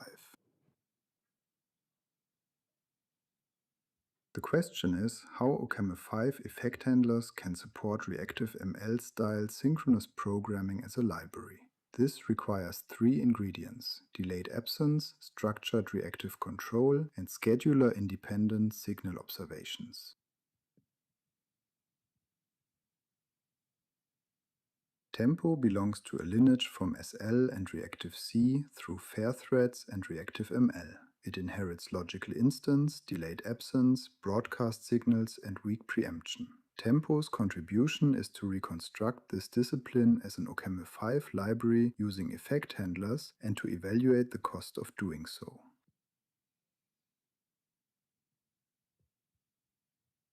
Let us make the challenge more precise.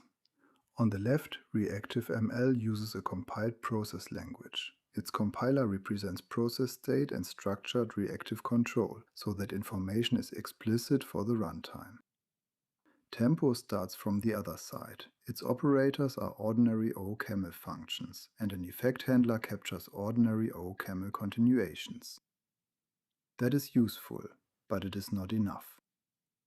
A continuation tells us where execution can resume. It does not tell us what that resumption means in logical time. The library must reconstruct that context dynamically, without a reactive language compiler. That is the scientific challenge.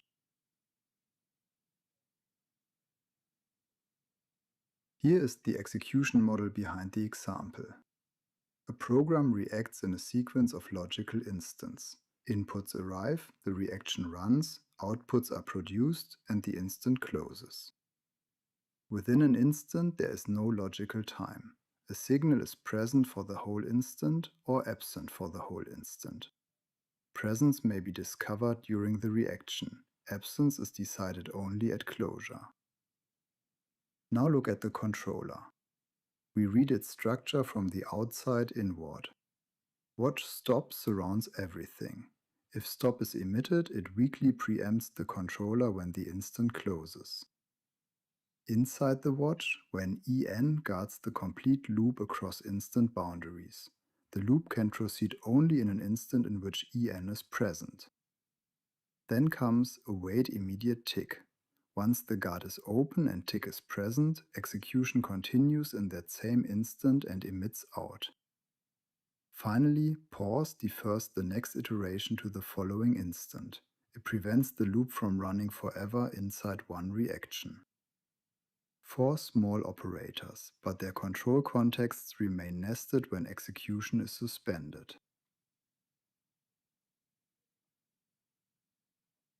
Let us run the controller. In instant I, tick and En are present. The guard opens, the immediate wait observes tick, out is emitted, and pause defers the loop to instant I plus 1. Now in instant I plus 1, tick and stop are present, but En is absent. The guard blocks the loop before the immediate wait. Tick is present, but that is not enough. No out is emitted. At closure, stop triggers the weak watch. The block controller is discarded and nothing survives into instant I plus 2. The continuation created by pause reached the next instant, but it never escaped its guard or its watch. That surrounding context is part of its reactive meaning. We can now isolate the role of effect handlers. At the surface, emit performs an effect. The deep handler receives the operation together with a continuation K. K is the rest of the direct style computation. When it is resumed, later effects return to the same handler. This is a convenient capture mechanism. It lets tempo remain an OCaml library without source-to-source compilation. But capture is not semantics. K says where execution can continue. It does not say whether that continuation belongs to this instant or the next one, whether en blocks it or whether stop has invalidated it. Effects provide the continuation. Tempo's scheduler and runtime structures provide its reactive meaning.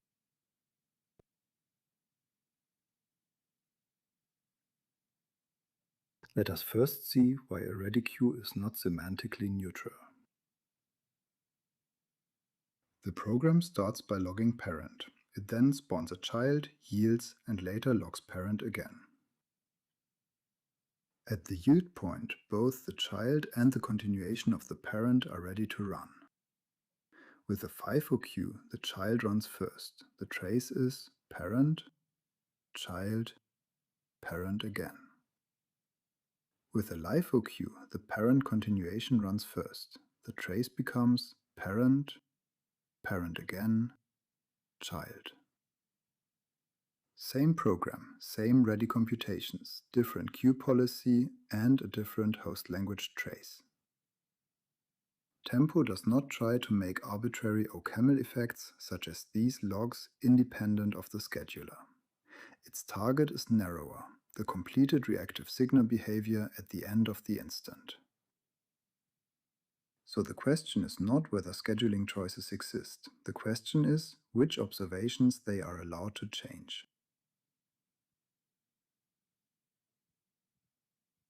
This slide states the semantic contract of one logical instant. While the instant is open, signal knowledge may still grow. An input or an emission may make a signal present. That presence may release a suspended guard. It may also resume an immediate event awaiter during the same instant. But no computation may observe absence while propagation is still possible. Now consider closure. Closure begins only after the current reaction has reached quiescence. At that point, unresolved signals can be declared absent, aggregate values become final, and weak preemption is decided at the instant boundary. The runtime also preserves the reactive state that must survive into later instance. Notice the distinction. The contract does not fix the order of every host language effect. It fixes the completed signal valuation produced by the reaction. A signal is present or absent for the whole instant, but absence becomes available only when that instant closes. This separation between propagation and closure is what a conventional ready queue does not provide.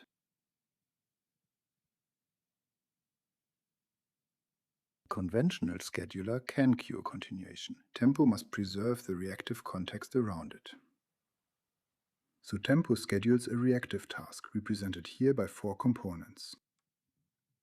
The step is the computation to execute, either an entry closure or a captured continuation thunk. The thread identifies the surrounding join domain.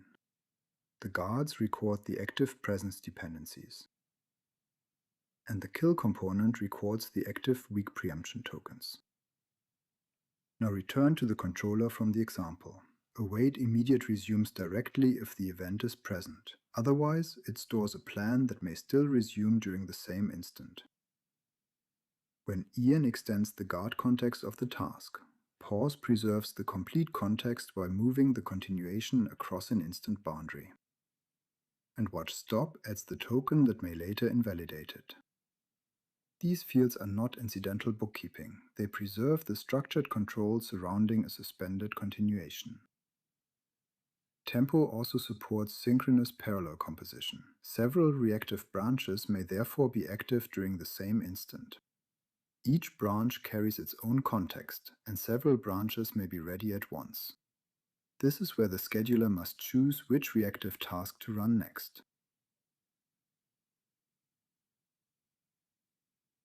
The task tells us what may execute. The scheduler state tells us where suspended work belongs. That state has 5 logical destinations. R contains tasks ready during the current instant. A task is validated again when the scheduler selects it. N contains tasks whose next legal execution point is the following instant. B contains tasks blocked by unresolved guards. A tracks signals and the frontiers attached to them. And J records structured parallel joins, including active children and suspended resumptions.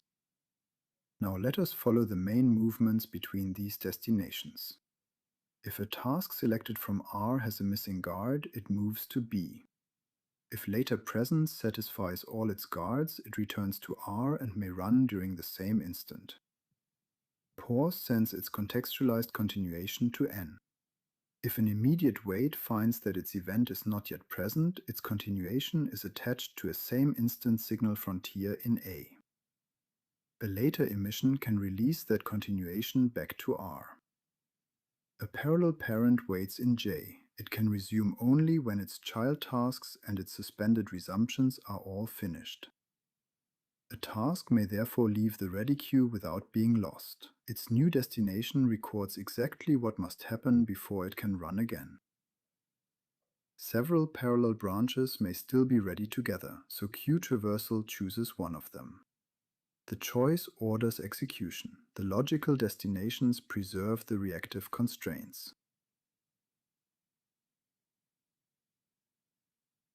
We can now describe how an instant closes. Closure begins when R is empty. This does not mean that every computation has terminated. It means that runnable propagation in the current instant is quiescent. The runtime then follows the sequence shown here.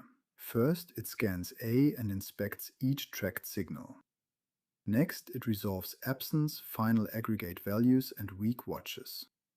Finally, it advances the surviving state. Live guarded tasks are rolled toward the next instant and N is promoted. For a present signal, closure fires its weak preemption tokens and delivers final aggregate values to stored awaiters. For an absent signal, closure removes only records that are dead. Persistent signal waits, live watchers, and join waits remain attached to their appropriate frontiers or domains. So closure does not erase everything that failed to run. It separates dead work from reactive state that must survive. Closure is delayed deliberately. If absence were decided earlier, the result could depend on the scheduler's traversal order.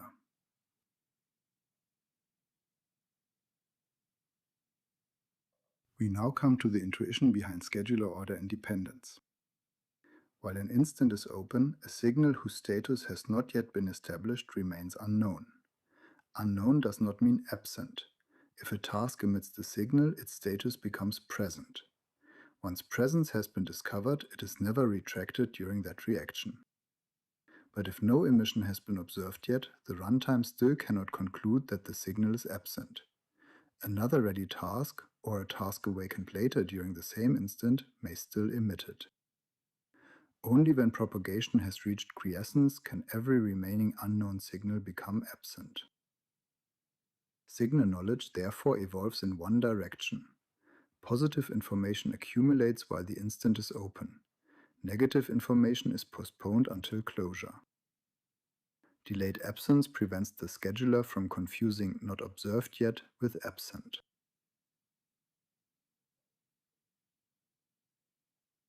We can now compare two traversals of the ready queue.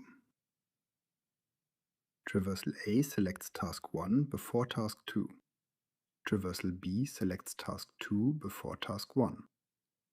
As we saw earlier, these choices may produce different host language traces. The question here is more specific. Do they change the completed reactive signal observation?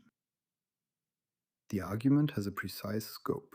Both executions receive the same inputs and both reach quiescence. We exclude executions that fail because an event is emitted more than once. Signal aggregation must be commutative, and ordinary host effects must not influence reactive outputs.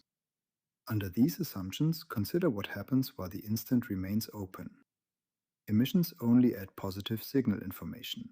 When an emission releases an immediate waiter, that waiter returns to the current ready queue and propagation continues. The scheduler may discover these emissions in different orders, but it does not decide absence while such propagation remains possible. Closure occurs only after the reaction reaches quiescence. So a task cannot observe absence merely because the task that emits the signal was selected later.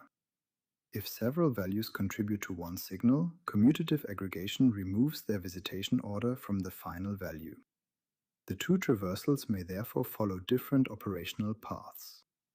Under the stated assumptions, tempo is designed so that they nevertheless produce the same completed signal observation. This is an operational argument, not a confluence proof. A formal proof covering the complete runtime protocols remains future work.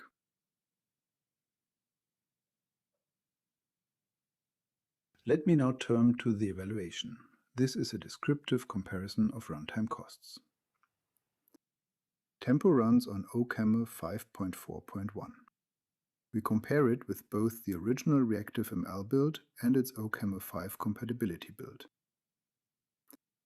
Each result is the median of 10 native runs. All runs use the same Apple M5 Pro. 5 synthetic workloads isolate different runtime mechanisms. B1 is a same instant relay chain. B2 broadcasts to many awaiters. B3 creates dynamic joins. B4 nests guards. And B5 nests weak preemption scopes. We scale each structure from 10 to 10,240 elements. Application work is kept minimal. The goal is to expose reactive control costs. These are measurements on one machine, not a universal performance ranking.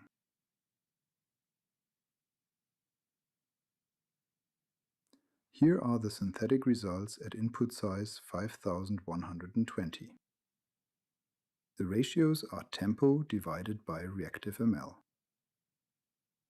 A value above 1 therefore means a higher cost for tempo. B1 is the relay chain benchmark. Its time overhead is about 1.4. B4 measures nested guards. Its overhead is about 2.6. The row labeled B6 is a summary, not another workload. It reports the unweighted geometric mean over B1 to B5.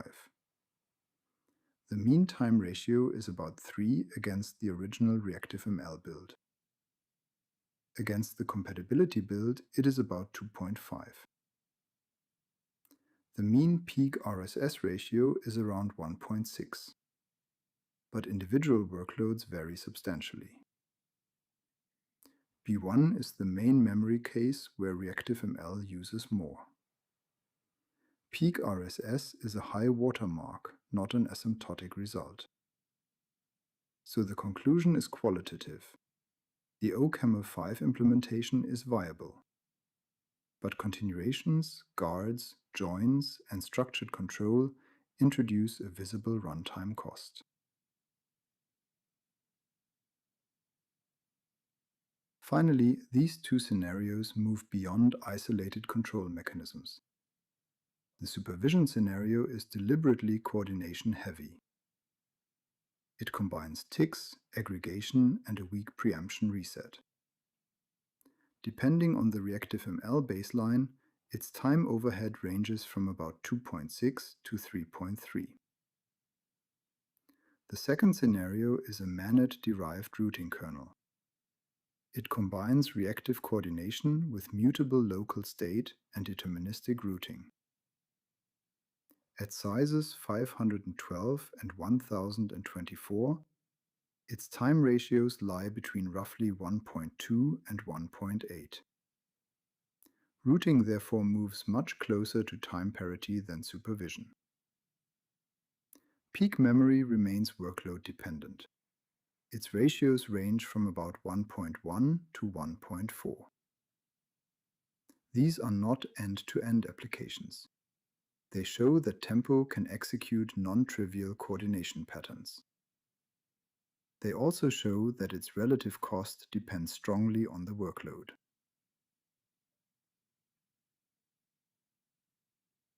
So, let me wrap up. Tempo brings delayed absence and structured reactive control from the reactive ML lineage into an OCaml5 library.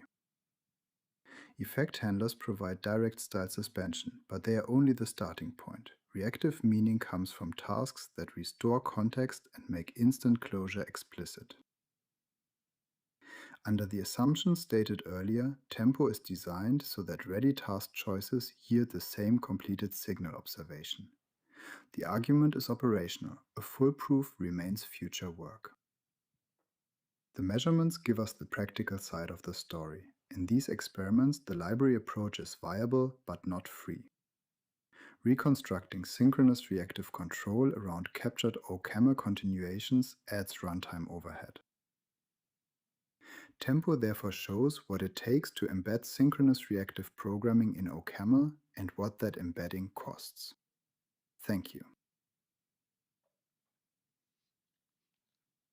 Let's thank the speaker for this video. And I believe we have Frederick online to answer questions, and we have time for a question or two.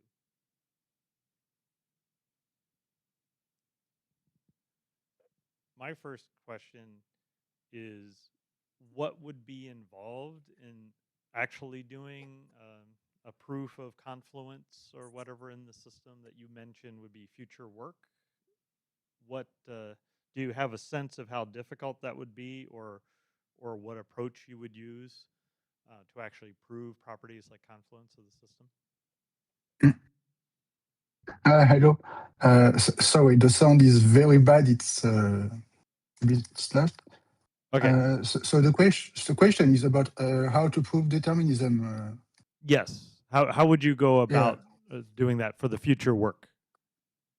Okay. Actually, it's not so future. It's ongoing work. So the first step now is to have high-level semantics of the language proved, formalized and proved to be deterministic in work. So not the implementation, the behavioral semantics, high-level semantics. And then to formalize not the full OCaml handlers mechanism, but just the part we need, and to prove that it implements the semantics which is proved deterministic. So the proof is use quite standard techniques of permutation, but you need an intermediate semantics to exhibit small steps of the reaction to decompose the reaction of each thread. Because when you take the language as it is, you have some small reaction, some thread takes control and release it after a few steps. And to do the permutation, you have to be more precise. Thank you. Are there other questions?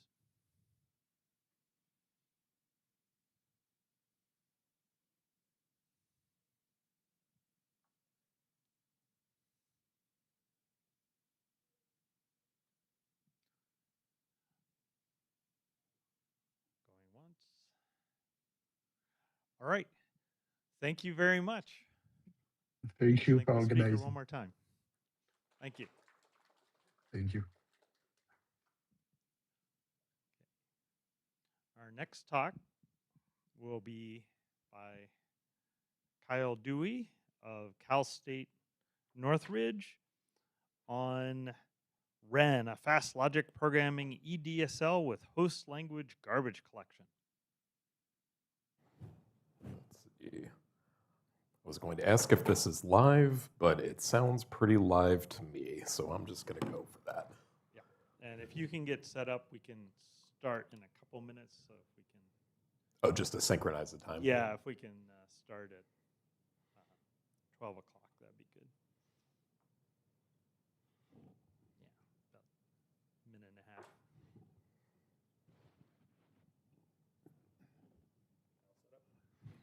Yeah, should be good to go. Just make sure. Yeah.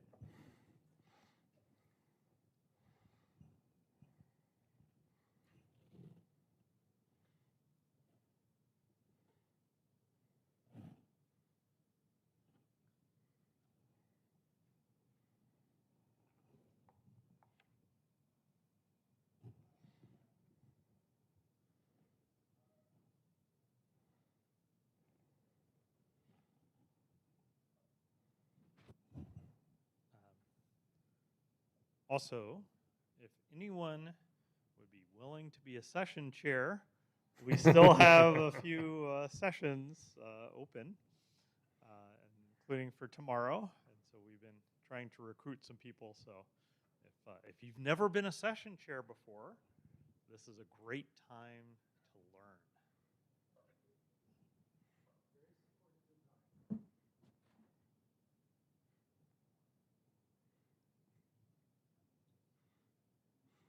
Something, something, it looks good on a CV. It does not look good on a CV. It's not something you would put on a CV. Darn it. If you have to put that on your CV,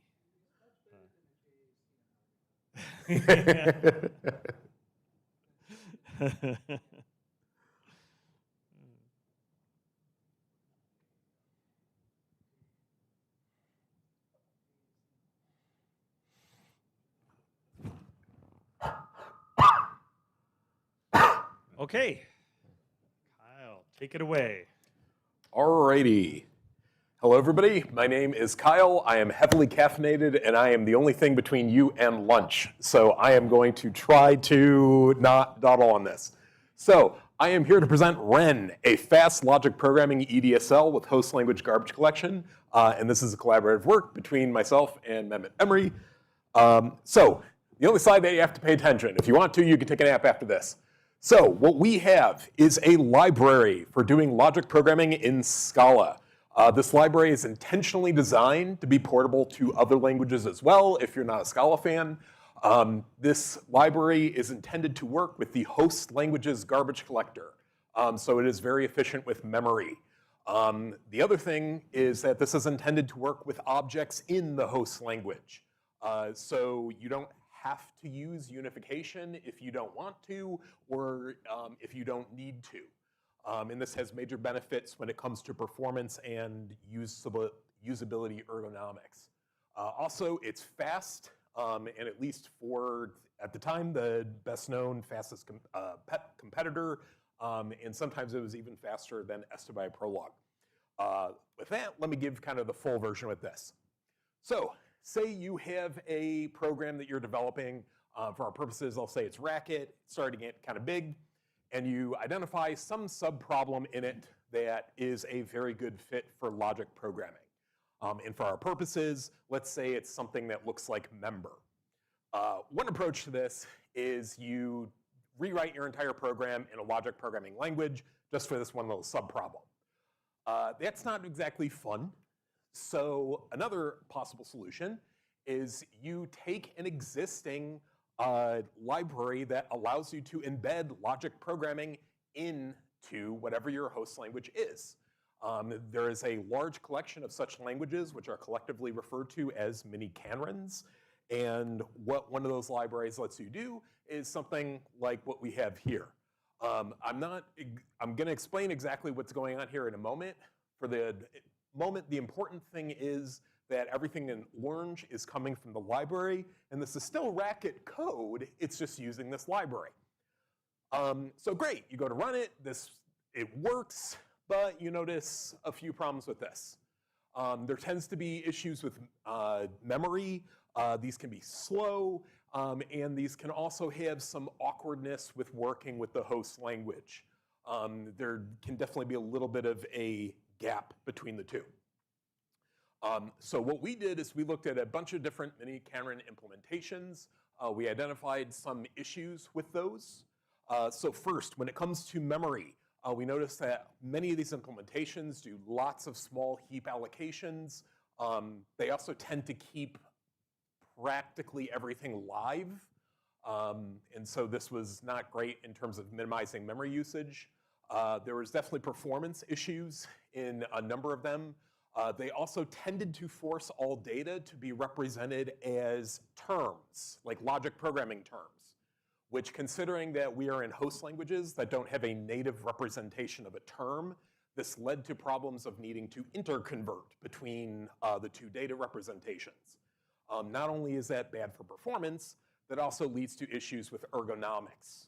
And in fact, one of these issues was that terms tended to be untyped, even if you were in a statically typed host language, so there's a bit of a mismatch between the two. So basically that was, okay, here's a list of issues, and we want to address these. And one thing I want to make perfectly clear here is we cannot write a whole new language. We can't design a whole new language with these problems or to fix these problems. We have to work within the confines of a host language, and we are writing a library, and for better or for worse, we get what the host language gives us. So first thing we get into is this issue of terms versus host language objects. So to get a sense of this, I'm going to take that code from before and kind of properly explain what the mini-canron library is giving you. First of all, there's two important types here. One of which is term, which represents a unifiable term. The other which is goal, which is a non-deterministic computation, and that computation somehow gives us back solutions. So this member overall would take two terms and gives you back a goal. One of the operations that you have is unification, this triple equals, that takes two terms and gives you back a goal. That goal might have one solution on success or no solutions on failure. Fresh is used to introduce a new uninstantiated logic variable in some context that takes a higher order function, which itself takes that logic variable. We have disjunction, which works like Prolog's semicolon. We have conjunction, which works like Prolog's comma. And this works. This effectively gives us the core logic programming benefits of Prolog. The one issue here, though, is goals are effectively hard-coded to produce mappings of variables to terms. And again, that's not something that you see in the host language itself. This is where you start to get these sort of ergonomics problems. So what we propose here is a revised interface. So for unification, we're going to make two changes here. One is we're going to make typed terms. So terms parameterized by a particular type. The way to read this is that a term A is a term representation of whatever host language type A you have. The other change that we're going to make is that goals are parameterized by a type. A goals parameter type says what the goal actually yields as solutions. Unification is hard-coded to produce unit, like the dummy value if unification succeeds, but you can have goals that produce different things. And we'll, in fact, see one of those in a moment. Fresh, we're going to simplify that down to that's a goal that produces a term. That term is an uninstantiated variable representing whatever your type A is. Disjunction, which now is the same signature as before, but this is lifted now to goals over whatever that type A is. Conjunction's the weird one. Conjunction, instead of going goal to goal, we have a goal of A's and a function from A's to goal B's. Yes? Can I ask a quick question? Go for it. For your fresh, should there be an arrow in your fresh down there should not. We, in fact, changed the signature of this a bit. Okay, so yeah, I don't understand how fresh works then. So before it took a higher order function, right? Yes. So here it's no longer a goal constructor, or what's there's no input here for your fresh? Correct. Fresh just gives you back a new term. So instead of being in the sort of like continuation passing style as before, a goal is something that yields as its solution a new term. And it only always produces exactly one solution, which is a term. Okay. Let's see. So conjunction here, the idea is we take this function, we apply it to every A, that gives us a bunch of intermediate goal Bs, and then we can combine those with, at least intuitively, disjunction. And if you're looking at this and you're like, that looks a lot like a monad, yeah, it's a monad. But if you don't know what that means, don't worry about it. And then we have these other two operators, unit, which just lifts some value A into a non-deterministic context. And then we have empty, which gives you a goal, but that goal doesn't yield any solutions. What this revised interface lets us do is things like on the left of this slide. So what this does is it produces natural numbers using a host language representation of integers. The way to read this is that 0 is one particular natural number, and another way to come up with a natural number is to recursively call this nat and then just add 1 to the result. The important thing with this code on the left, there's no unification involved. This is an example of a problem that you don't actually need unification to do this. You don't actually need a term-based representation. You can use just host language objects. The version on the right is with a more traditional interface. The version on the right is doing what the Prolog code in the comments is doing. The key thing there, that does need unification, and there's not really a way to do this problem, at least as far as I can tell, without introducing unification. Because if you want to have different solutions non-deterministically, they have to be embedded as solutions in goals, and if those are hard-coded to be mappings of variables to terms, you're kind of stuck in that style. So, next bullet point we're going to address is that of keeping data live. So, just a little bit of background for this on unification. You always see variants of union find data structures for this. With union find, this ultimately is based around a graph representation. So if I have an edge between two nodes in a graph, that's saying those two nodes are considered equivalent to each other. So like this is saying A and B are equivalent. This is saying B and foo bar are equivalent. Transitivity applies, so now A is equivalent to foo bar.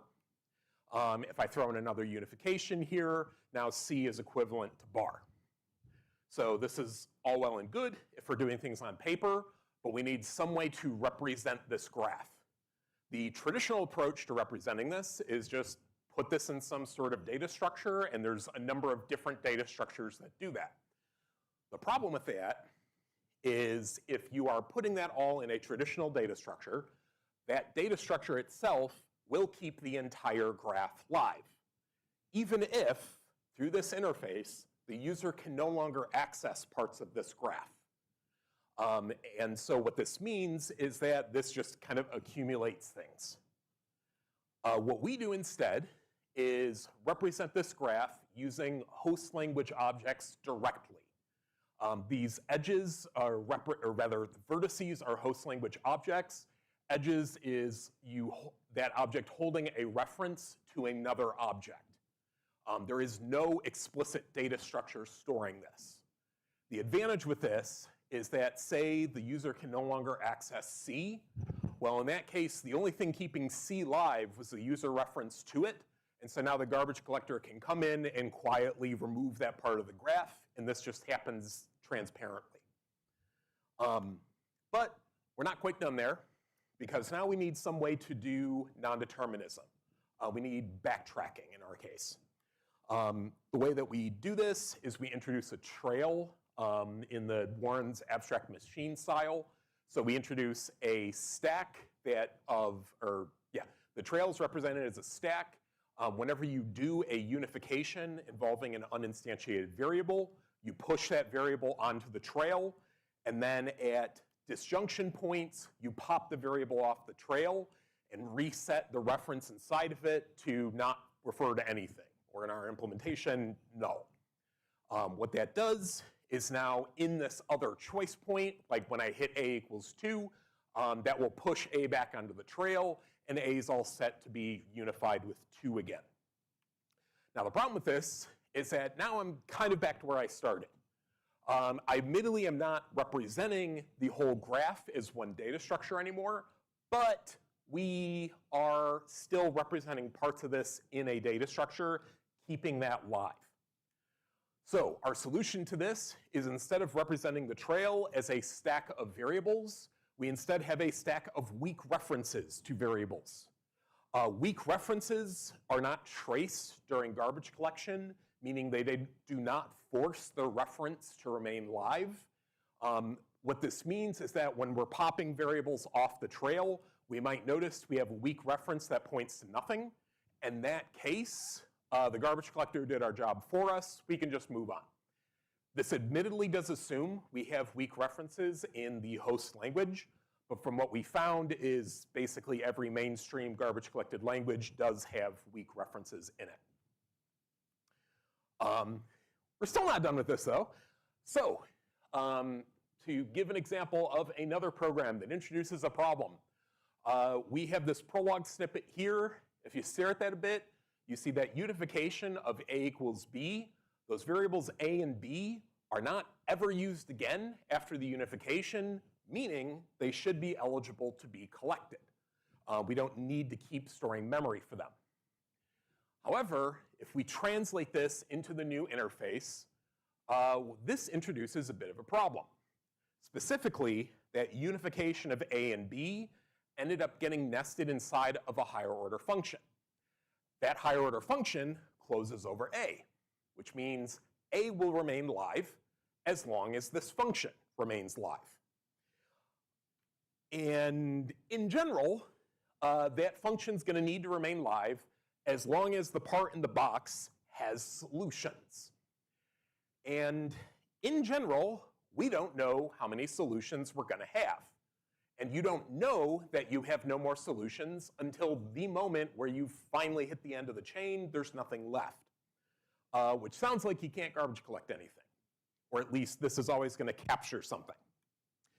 However, if we actually look at what's in the box here, we can take advantage of the fact that fresh always produces exactly one solution, namely a new uninstantiated variable.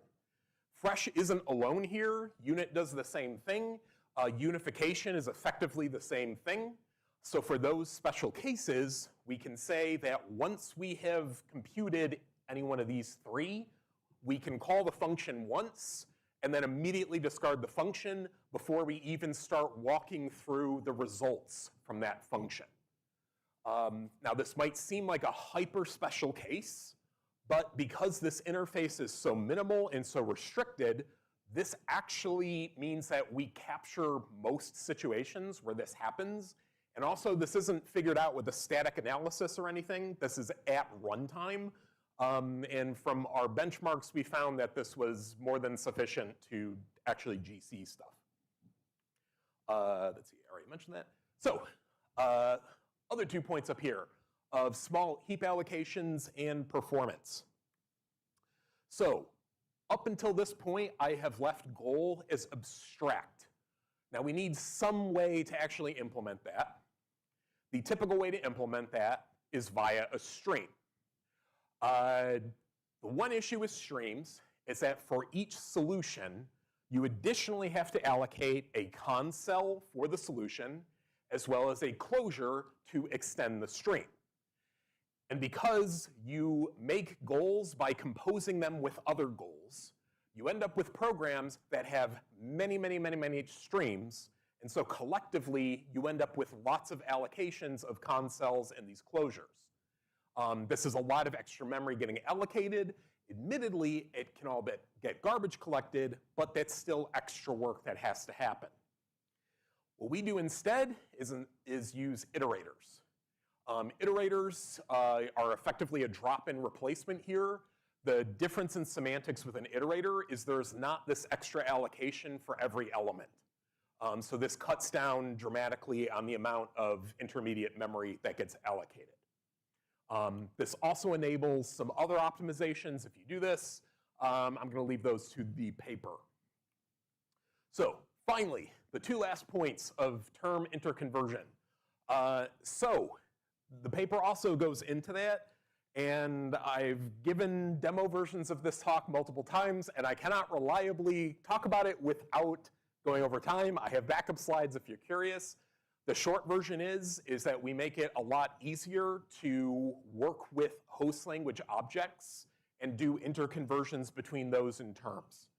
You still pay a performance cost if you're doing that, but it's statically tight, and the amount of code that you have to write to do that interconversion, at least compared to other versions that we saw, it dramatically cuts down on the amount of code that you have to write.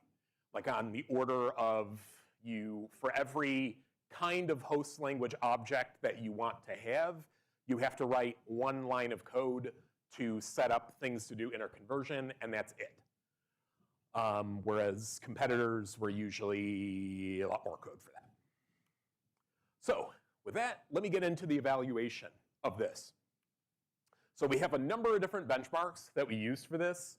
To the best of our knowledge, or at least for anything that we saw in the literature, this was the largest set of benchmarks that someone had used to evaluate a mini-Canron of this style. To go through these benchmarks, we have a group of benchmarks that we're calling micro benchmarks here. These consisted of append, member, and sublist, kind of more standard things. The one twist that we did is that in addition to implementing the normal, like everything's a term version of these, for every input or output, we also had a variant that used a host language representation instead of a term representation. So this led to a little bit of an explosion of different versions of these, but this allowed us to basically measure the cost of doing a unification versus the host language object. There was also a couple of benchmarks that specifically stressed unification. We had something that was generating satisfiable Boolean formulas, as well as something that was using difference lists to do a breadth-first search over binary trees. We had a couple benchmarks that were intentionally stress testing the GC. Both of these have the pattern of they do a bunch of ands, and they introduce a variable that is only used once. So you can garbage collect it, or should be able to garbage collect it after that point. This make junk, the variables were bound to just integers, so not very big. For this make list junk, that was binding these variables to lists of varying sizes. So it's a lot more that's junk in that case. As for the remaining benchmarks, we looked at two other papers. One was this paper on memes, or memoized monadic iterators. That paper used iterators to generate data structures that satisfied a bunch of invariants. We also looked at a fuzzer for Swift, which was used to find a bunch of bugs in the Swift compiler. This was a pretty large application. It internally was doing some mini-Canron-ish things. We consider this more of a real-world application just because of the size of it, and neither of these were specific to logic programming. With that, let me get into the results for the micro benchmarks. There's a lot of stuff on this slide, so I'm going to kind of show it one bit at a time. So we have all of our benchmarks that I mentioned before on the bottom, and we compared them to our implementation, which was called Ren. We have these different variants of these benchmarks depending on what was actually a term and what was a host language object. We also compared the SWI prologue, and to the best of our knowledge, we were the first to compare against a dedicated logic programming language. SWI prologue does not support the occurs check by default, and Ren does. So for a more fair comparison, we have another version of Ren that doesn't do the occurs check, and then we have those versions of those specialized benchmarks that also don't do the occurs check for that. Everything that we were measuring was relative to faster mini-Canron, which, as far as we could tell, was the fastest mini-Canron implementation available out there.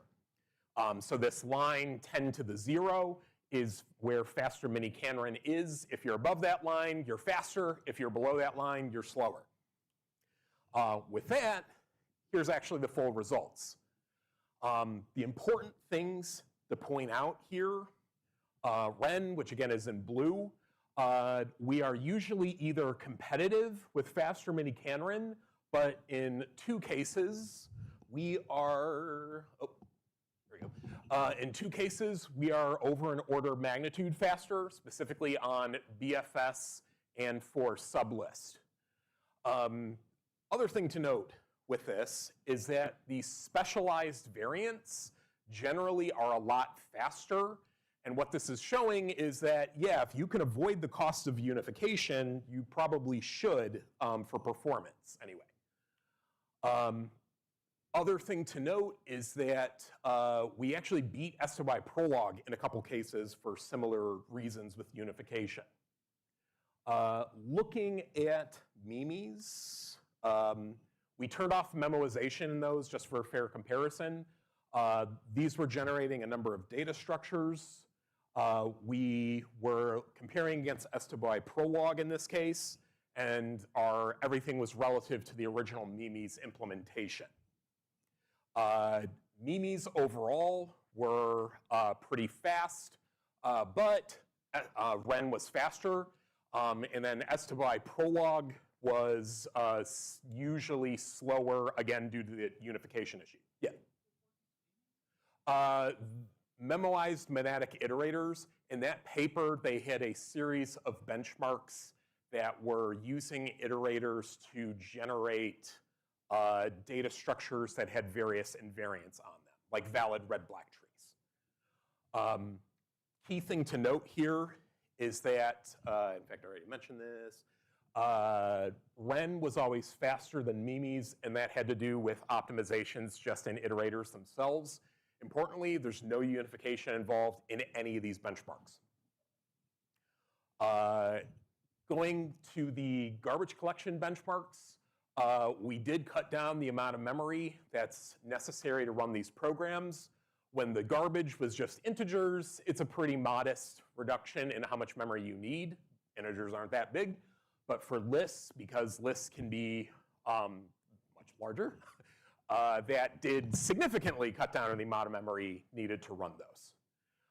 And then for the Swift fuzzer, this is the one I'm most proud of, we made the generator close to 11 times faster by dropping this in.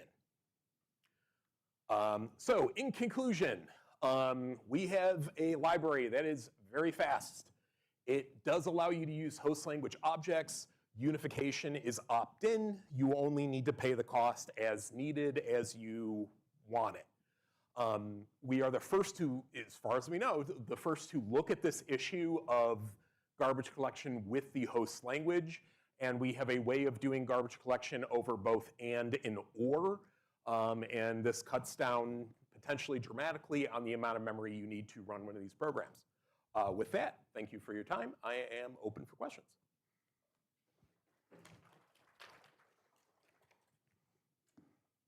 Questions?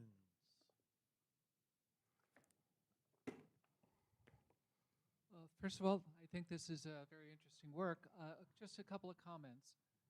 One is SWI is a great prologue. It's not the fastest by any means. So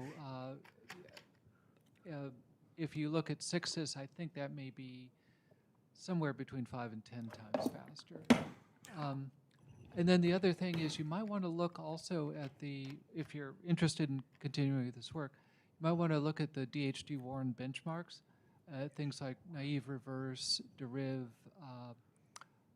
QSort, and as you would expect from DHD Warren, who invented the Warren abstract machine, they're very well thought out. They test different things for a Prolog engine. Might be interesting. Gotcha. Thank you. I'm just writing that down.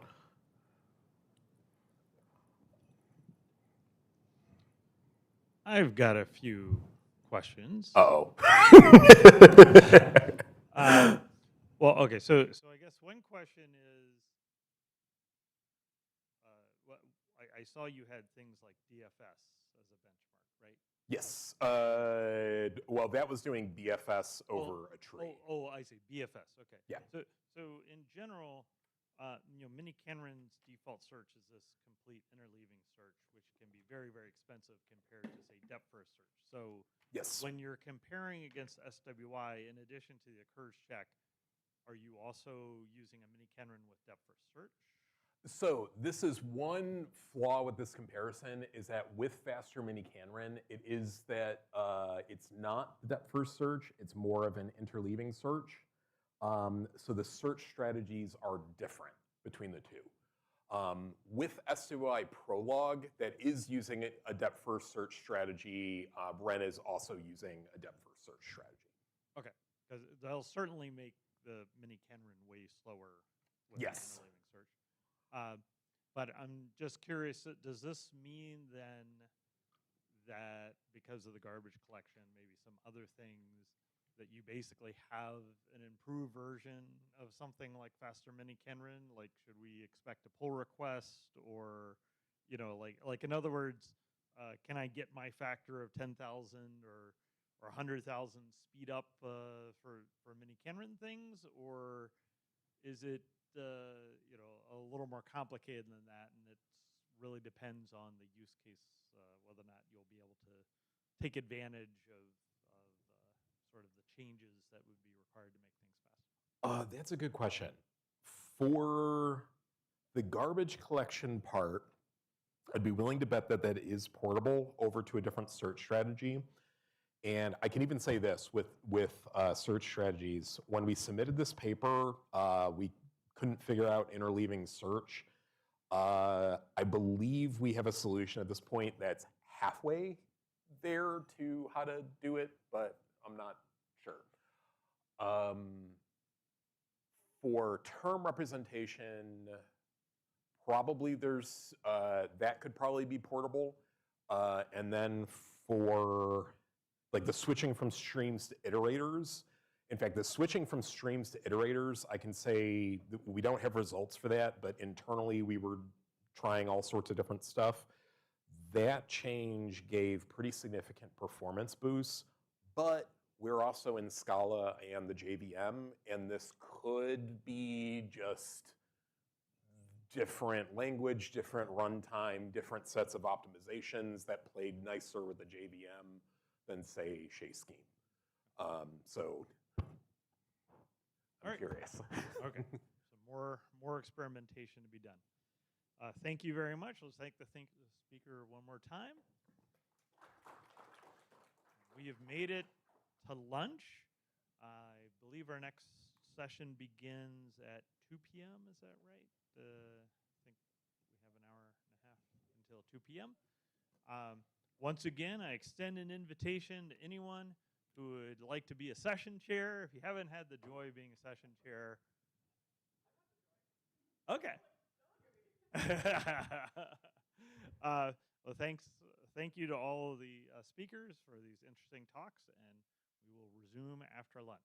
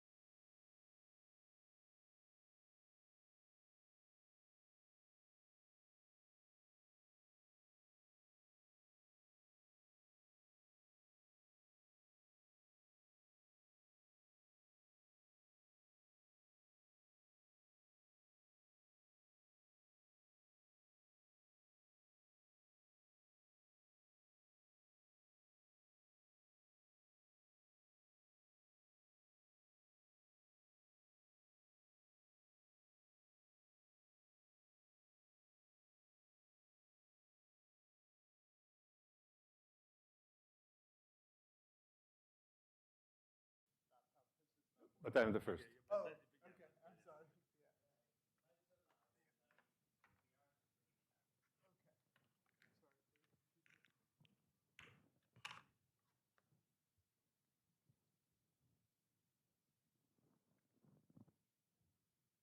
What should we do? I think we're ready to go. Okay, I should connect this if we want to get this on.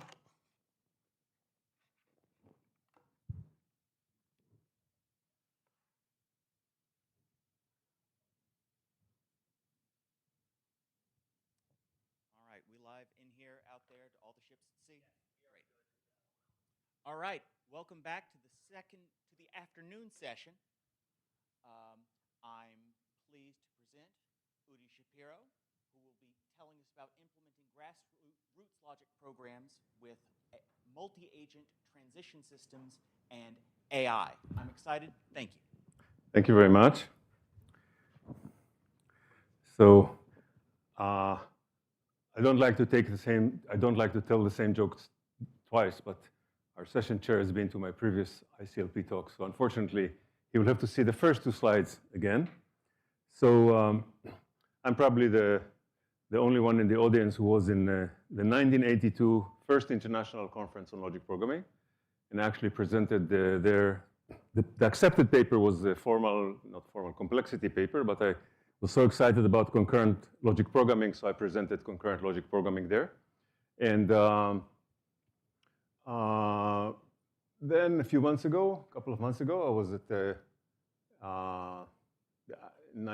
2026 ICLP and presented another concurrent logic programming paper on a grassroots multi-agent concurrent logic programming language, which is implementing it is the subject of the talk today. So is there a way I can see the screen also there? No? Okay. So I'll bend my head. So why do we need a new concurrent logic programming language after 40 years of having so many of them, not necessarily too successfully? So we want to build something, which I'll tell you what it is, and we want to build it with AI. And the existing languages are not good enough, at least that's not what we think. So that's why we need a new programming language. And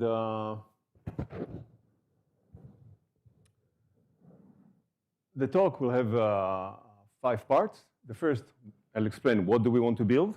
I'll try and pull it here so I can see it better.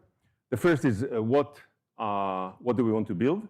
The second, why a new language. The third, or new languages actually. Why is grassroots logic programs one of them?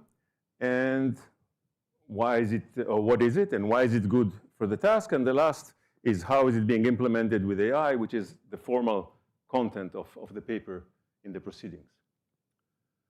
So what do we want to build? We want to build grassroots platforms. What are grassroots platforms? Well, it's not what we have today. Today what we have are global platforms. When we use our smartphone, my smartphone is over there, so this is a decoy for my smartphone. So when we use a smartphone, we are users of global platforms which are owned, operated, and governed by others. Okay, that's the current state of the art for the last couple of decades.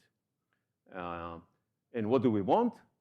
Our vision, we want to be participants in grassroots platforms which are owned, operated, and governed by us. Not by them, by us, who are participants in this. That's all. Small thing to ask.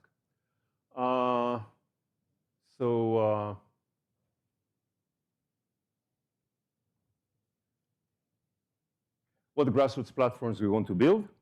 We want to build grassroots social networks, which will be on par with Facebook, X, WhatsApp, but also child-safe and AI resilient, which if I have time for questions, I'll answer what it means.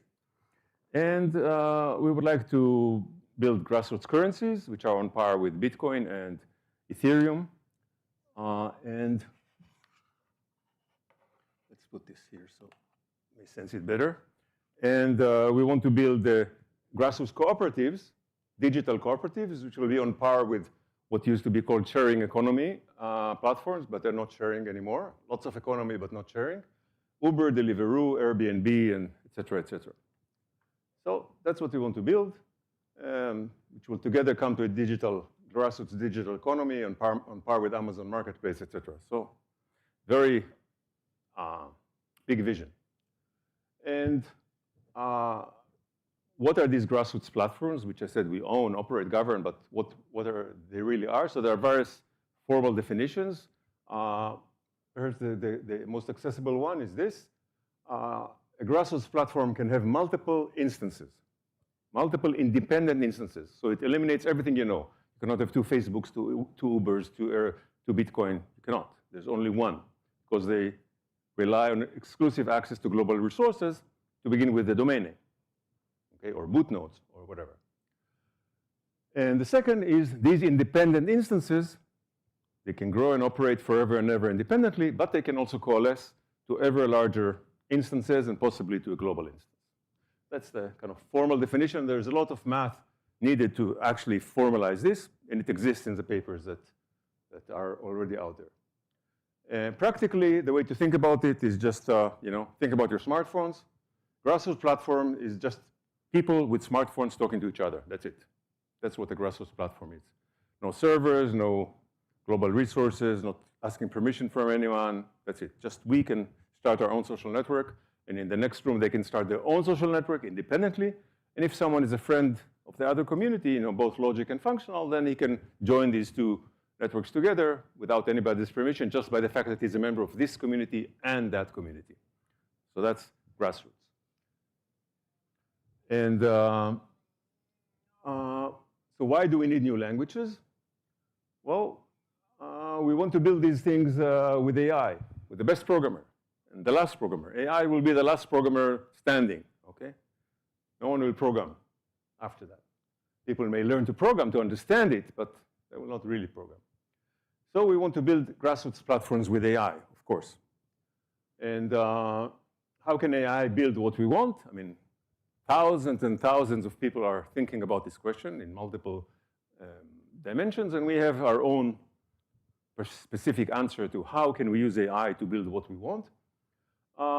It has two components. The first part is called the Human Science AI Programming Methodology, which basically says that scientific papers are the interface between us humans and AI. So we look at our papers from here, and AI looks at our papers from the other side and codes. And the second part is abstraction cascade programming, guiding AI via abstractions or languages and implementations among them. And I'll explain briefly what each is. So human science AI programming methodology can be explained with this slide. So you have the people who write papers. Do you see this? Barely. You have people who write papers, and you have an AI that reads the paper and writes code. That's it. However, you notice that these errors are bidirectional, so it's more complicated. Because when AI reads the paper and tries to write code, AI is smart, as we know, and can uncover problems in the paper, some inconsistencies, gaps, etc. And maybe even not just by reading, but trying to implement the paper, AI discovers that, some things are underspecified or specified inconsistently or whatever. So there's always feedback going on via AI from the attempt to implement the code back to the paper. So actually, the paper is cooperatively constructed by the person and the AI, and it is the sole interface between, as you can see, the sole interface between people and AI in this methodology is the scientific paper. Who knows what RTFM is? I don't know if it's still current. Okay, people know. So the only thing people tell AI is not RTFM, RTFP. Read the paper and do it. That's the only command. Read the paper, do it. Now AI comes up and says, well, the paper is not good enough. You didn't say this, you didn't say that. It doesn't say. So the only answer is we fix the paper, add appendix, more appendixes, correct errors, and then say RTFP. That's all. Read the paper again and code again. That's the only interface between human and AI under this methodology. You don't give it advice. You don't go workarounds. The only thing that happens is AI tries to code from the paper, and if there's a problem, we fix the paper. That's it. Okay, so that's the methodology, and we've been using it successfully for the last year. But there's a problem because the gap between the paper and the code could be like a huge jump, you know. I can dream up this amazing thing, you know, spaceship, and code it, you know, so it reaches Venus or whatever. So it could be a huge gap. So what do? We do what computer science people do. We do divide and conquer through abstraction cascades. And what is an abstraction cascade? It's another name. People know refinement mappings, so it's close to that, not exactly.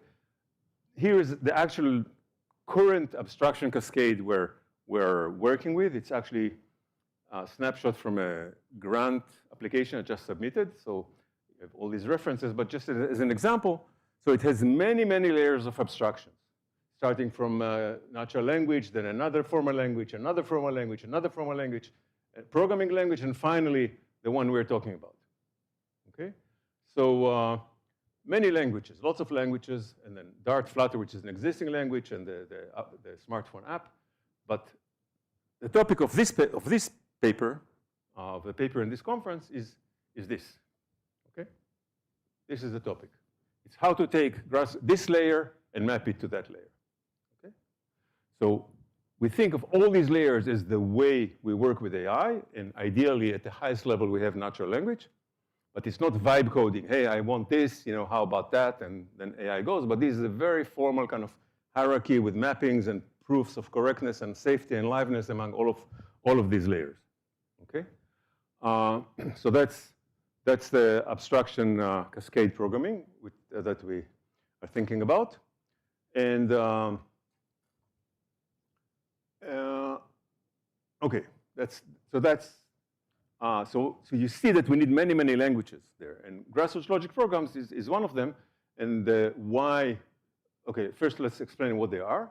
So those who are familiar with concurrent logic programming languages of the past, so it's yet another one, but actually it's perhaps the simplest, weakest, and most precisely defined, well, not most, it's weakest, simplest, and has very simple and clean operational semantics that allows an easy implementation, relatively easy implementation, distributed implementation of the language. So what is it? It's just logic programs, but it has two extensions. So you have writers, which are ordinary variables, and readers, which are a question mark, which like concurrent prolog, if you remember. But the big restriction is there is single occurrence. Every variable occurs at most once. One reader and one writer, that's it, okay? Single reader, single writer restriction, so they're always paired, okay? And the reason why we need to restrict also the readers, not just the writers, is because you can send messages with variables, and if there are multiple readers, then suddenly you have multiple writers. So syntactically, the only way the main way to ensure it is just a single reader, single writer restriction on clauses, which ensures the single occurrence invariant is maintained throughout the computation. That's it. Just the same syntax, but with this restriction. And operational semantics, it's a very minute variant of the standard operational semantics of logic programs. It's a non-deterministic one, but it's not or non-determinism, but just non-determinism, like in a Turing machine. Or a concurrent non-determinism. And so we have and parallelism, not or parallelism. Communication instantiates a message from the single writer to the single reader. So it's like, it reminds us of futures and promises, because the single occurrence is basically that every pair is a future and a promise. And also linear logic, because every assignment happens once and that's it. And synchronization is by reduction suspending if the unification, in fact term matching, instantiates a reader. So you cannot write on a reader. If you need a value for reader, you wait. Okay, so it's like lazy evaluation or futures and promises, whatever you want. Okay, here's a standard example, fair marriage. I should say that the language, formally the language is defined without types, but we add the types, and if I have time, I'll mention why. We add the types, so AI does not get confused. So here's the fair marriage written in the language. It's, if you know concurrent prolog, it's almost the same, except we have this readers here to ensure that the single reader, single writer is I may be running out of battery here. Single reader, single writer is maintained. Would you have a, like, what is the battery here? Yeah, single, AAA. No, if you don't. So that's the goal. And so it looks like that. And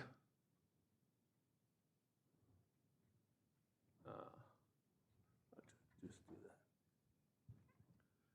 So lots of papers in the archive on the language. The language itself is what was presented at the ICLP conference.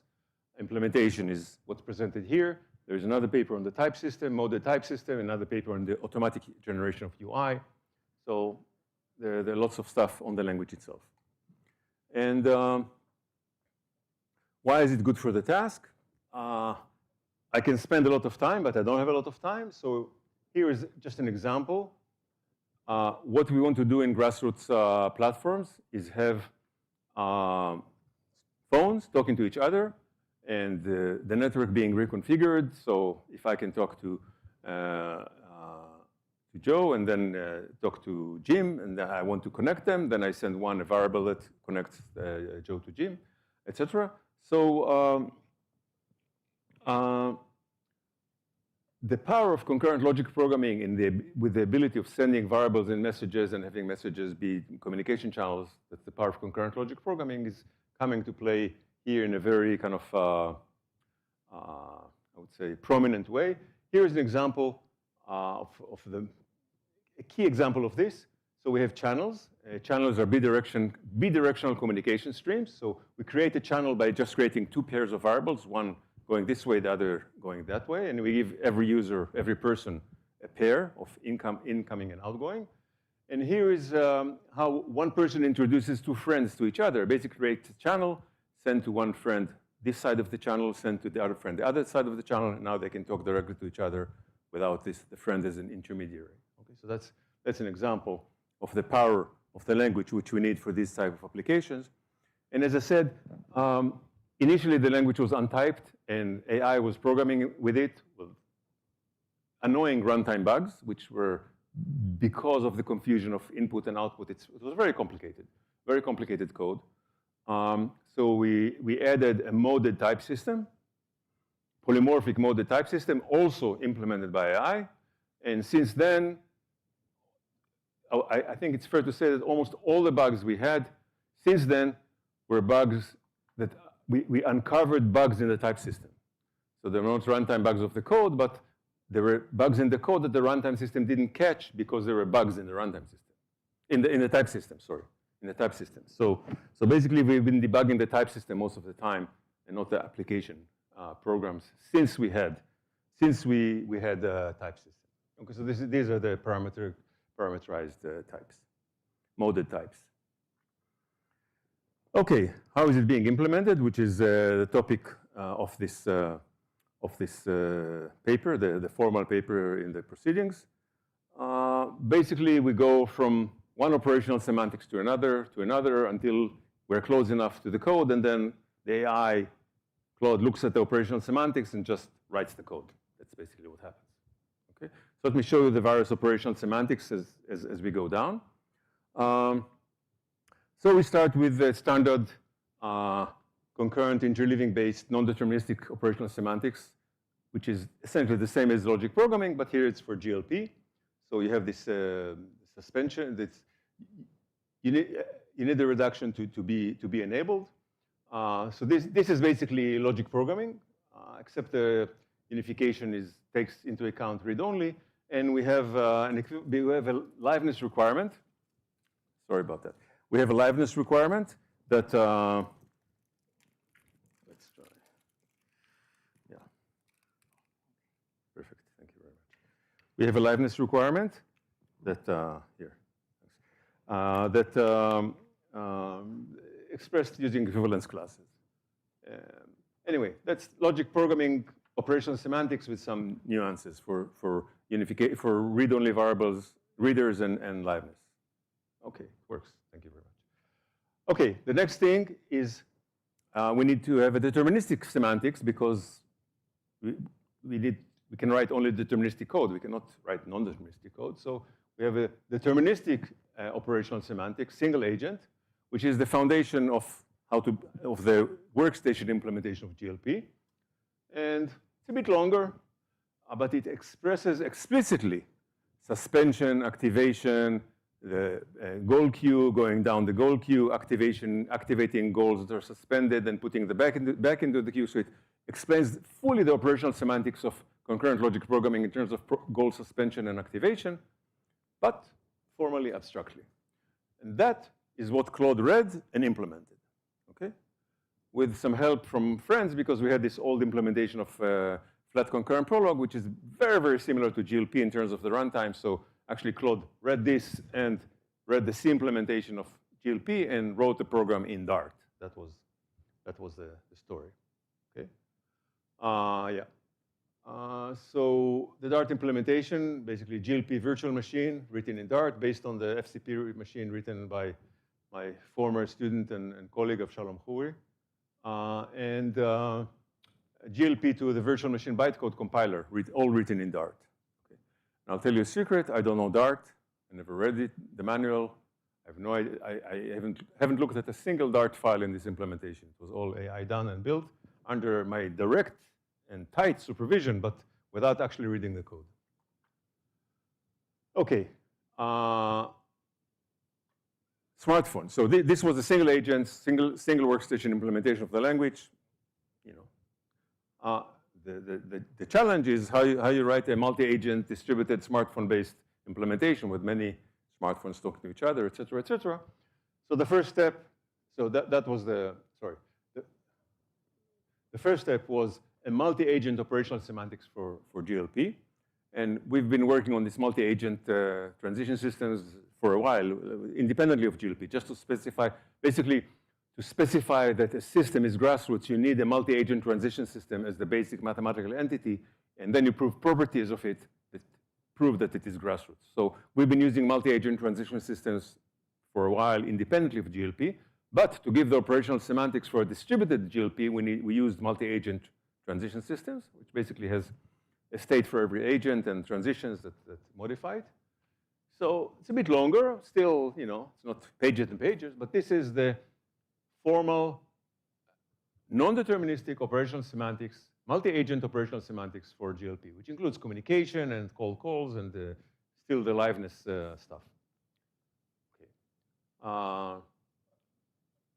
And next step is MAD GLP. It's the same thing, but deterministic. So every agent is a deterministic process.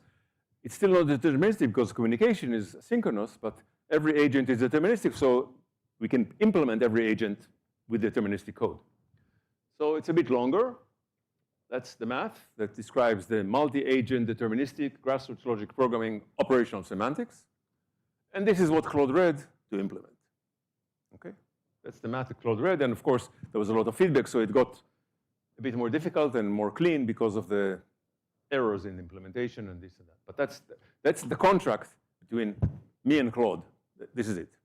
Okay. So this was also implemented in Dart. Basically, the virtual machine was extended with shared logic variables, communication, management of shared variables and tables and messaging, and the same GLP virtual machine for bytecode compiler. Okay, so that's the content of the paper in the proceedings, basically showing all these operational semantics, the mapping between them, and the final one, which is deterministic, and which Claude implemented with a lot of traces and examples and proofs, of course, that are correct and safe and live, etc. So actually, I finished in time. That's just a summary, basically, of where we are. That's the current. Lots of languages. Maybe I should say. Okay, this perhaps works. Volition guarded GLP is a late development. It's an extension of GLP, which basically allows to specify formally and abstractly the user interface. So actually, these are clauses with conditions on the agreement of the user, of the person operating the smartphone. So what does it mean, subject to the agreement of the person? It means that the UI is to ask the person, do you want this? Do you want to pay John $5? Do you want to be a friend of Jim? You know, what do you want? So the user interface is actually derived from a formal entity here, which actually starts way up there. The volition-guarded multi-agent atomic transactions is the abstract mathematical formalism we use for specifying things that depend on what people want. And I don't have a slide in this example, but I'll just say, I say it verbally. Perhaps the most, for me, the most powerful example of this approach, of this volition-based approach, is that how we specify and implement child-safe social networking. So the basic rule, which actually starts here at the social contract up there, says that two children can be friends online if they want to, if their parents, if at least each has a parent, two parents, one parent needs to agree, each has a parent that agrees, and the parents are already friends. All this can be said mathematically extremely concisely and then implemented in code. So basically, two children can become friends if four people agree. The two children, the two parents, and the parents are already friends, so they know each other. That's sort of the most powerful demonstration of this whole cascade. I have 1 minute for questions, or a few. I don't know when I started. Why don't we first thank our speaker? Thank you. And yes, we got time for a few questions. So when many years ago, we were working a little bit on distributed tabling, and there were a lot of things that came up with that I don't know if they come up in the framework. An example might involve negation. In preparing the conference, there were any number of cases where I would do something if Will didn't do it, and Will would do something if I didn't do it. And anyway, that ends up being kind of undefined who's going to do it. Mm-hmm. You get things like that. You get basically some sort of circular dependencies, Mm-hmm. and maybe sending information through there. Do you have a need for quiescence detection, and how do you do it, if so? Okay, so all these, the questions of distributed computing have been studied for decades in the PODC community, principle of distributed community, and hundreds of scientists have been working for at least 40 years on all aspects of distributed computing. So we're not saying that we have any new solution. We're offering a programming language which is powerful enough to implement what people need, existing protocols, and what we are showing is that it is a high level. Okay, let me remind. One can say, okay, the PODC people say, well, who cares? You invent nothing. Everything is Turing complete. Everything can do everything. Who cares? That's the. And I have a colleague who says that, by the way. Who cares? Who cares what the language you use? And we know that it's important what language you use, and specifically it's important because AI is now programming in these languages. So my answer is, I add nothing, zero. Whatever these people, PODC people do, I will do. I don't have any added value to distributed computing concepts, literature, solutions, nothing, zero. It's just a programming language to program what other people know what they want to do. Now, the justification for this language as opposed to using any other language is because this happens to be very powerful language for this kind of grassroots applications that we want. It's a very high-level programming language, and my experience so far, to my surprise, is that AI, in the typed language, AI is extremely productive and efficient in writing code in this language. And I believe that you really want to offer AI, high levels of abstraction that they can think of, and not just say, hey, solve this problem for me and write it in assembly language. Okay, that's not going to work. Okay, yeah, I mean, it'll be interesting to find out or follow up with what you write, because one of the things that we found out, a lot of the concurrency algorithms had to do with a sort of restricted set where you sort of knew the set of things that were depending on each other. Whereas in something like this, the set could grow even in the midst of trying to find quiescence. You're pushing me in a direction that I disagree to be pushed. No, I want to be. It's very important. This is just a programming language. It's not a problem solver. It's not high-level logic analyzer, nothing. Okay. We use the formalism of logic programming to define a very powerful machine language, which has no smarts, no deduction, nothing in it. There's nothing there except what we program. So anything you describe as a problem or an issue can be solved in any language. That's not the issue. I don't offer new solutions. I don't raise new problems. No, just a machine language for distributed computing for the policy people to do what they want. Okay, and it so happens to be extremely powerful for AI to use to generate what we need. That's sort of the short version. Okay. Thanks. All right. Well, why don't we thank our speaker one more time? Thank you very much. You may want, and can we bring up the next while we unfurl the last? Oh, I thought you wanted the battery back. The battery I can keep.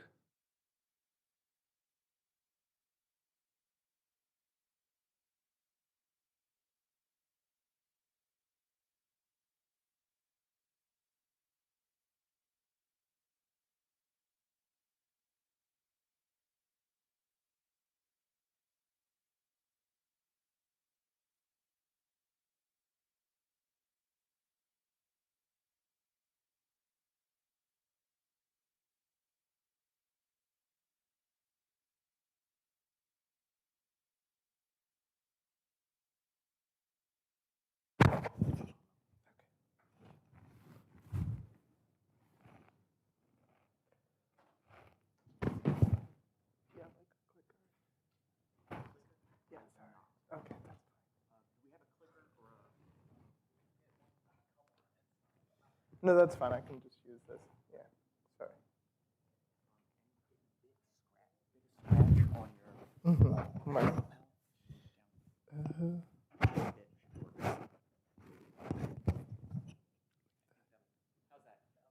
Good, okay.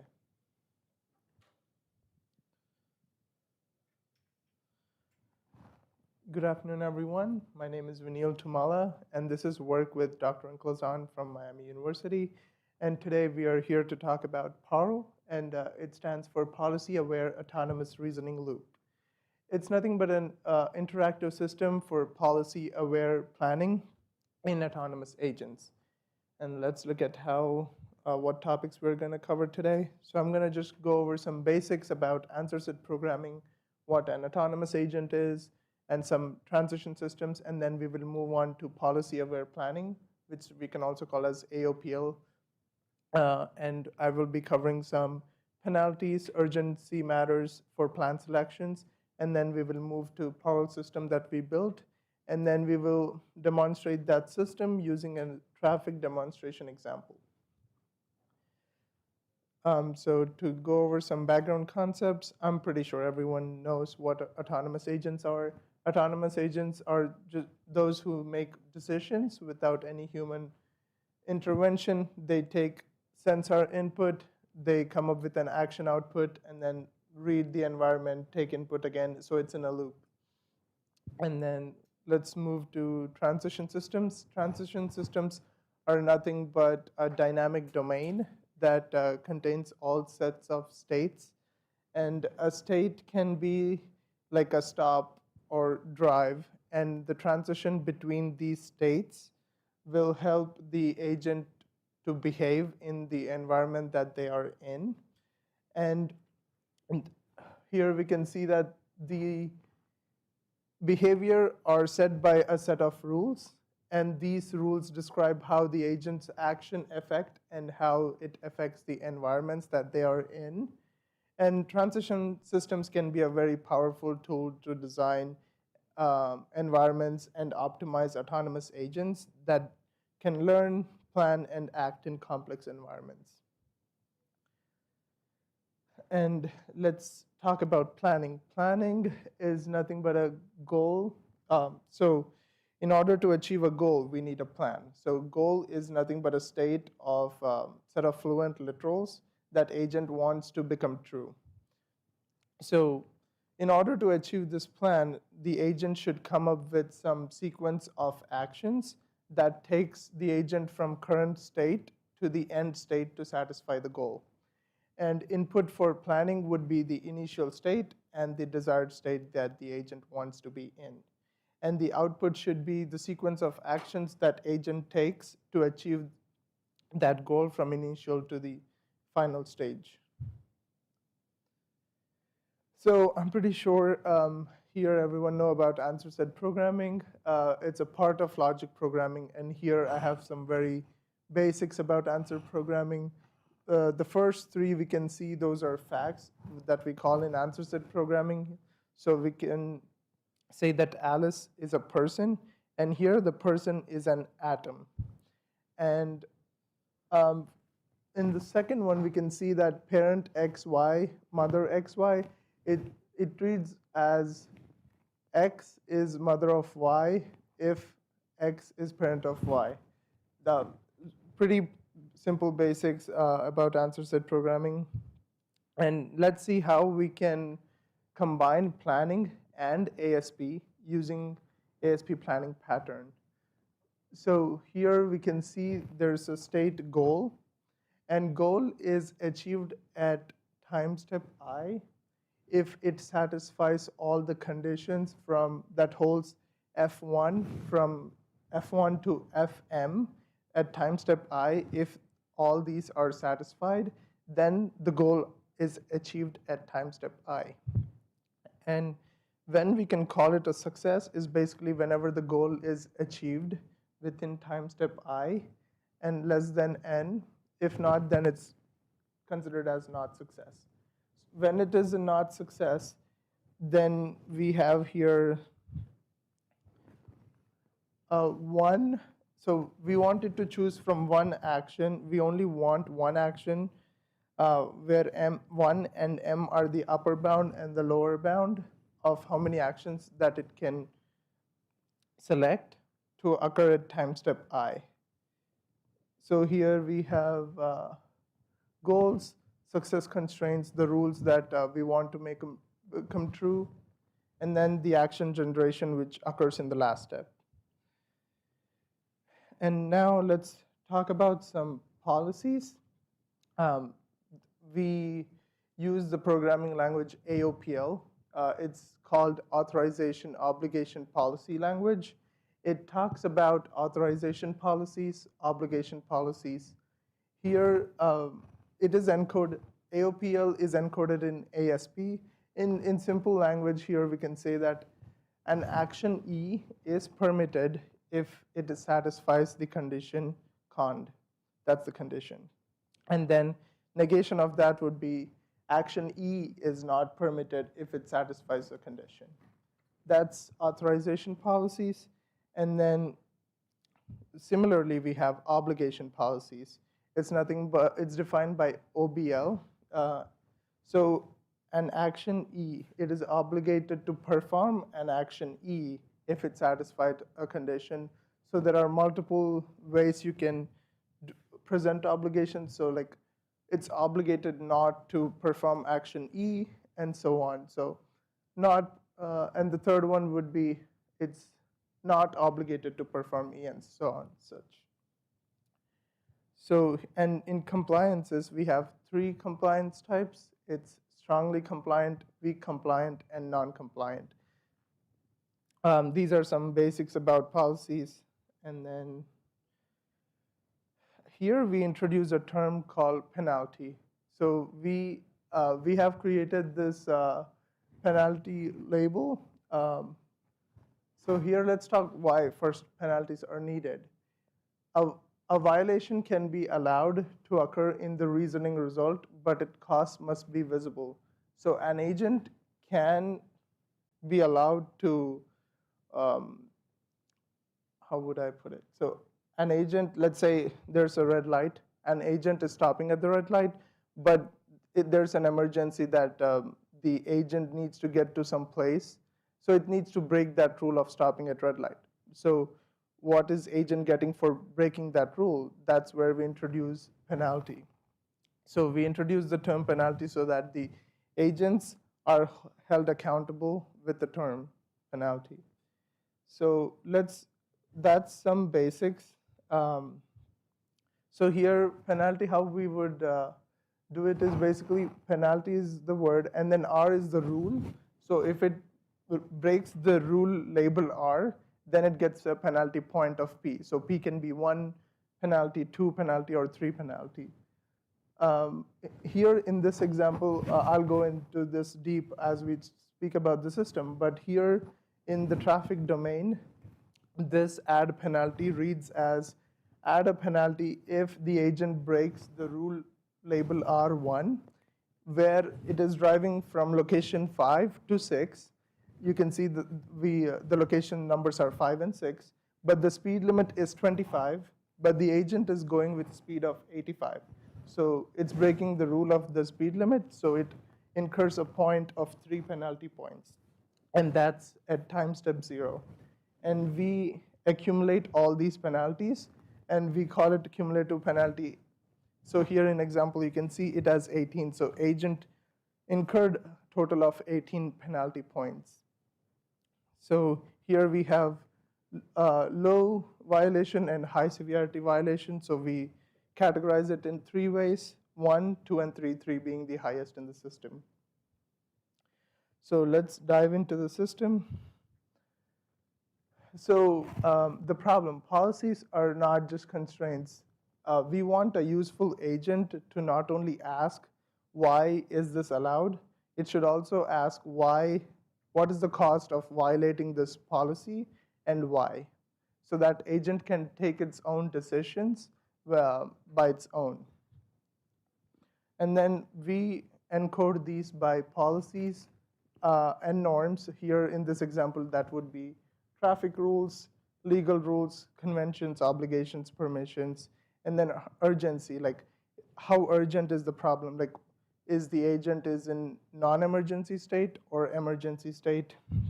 And then we want the explanation from the system to show why it took a such plan and what caused it to do such action. So here what Paul contributes is it's nothing but a system that we built. It's an interactive agent loop. User-defined scenarios like start from point A to point B, and you're in a scenario of a traffic intersection, and we inject observations in between, like the car is driving from point A to point B, and in between there's like a school bus stop. That's like we are injecting an observation and seeing how the agent behaves.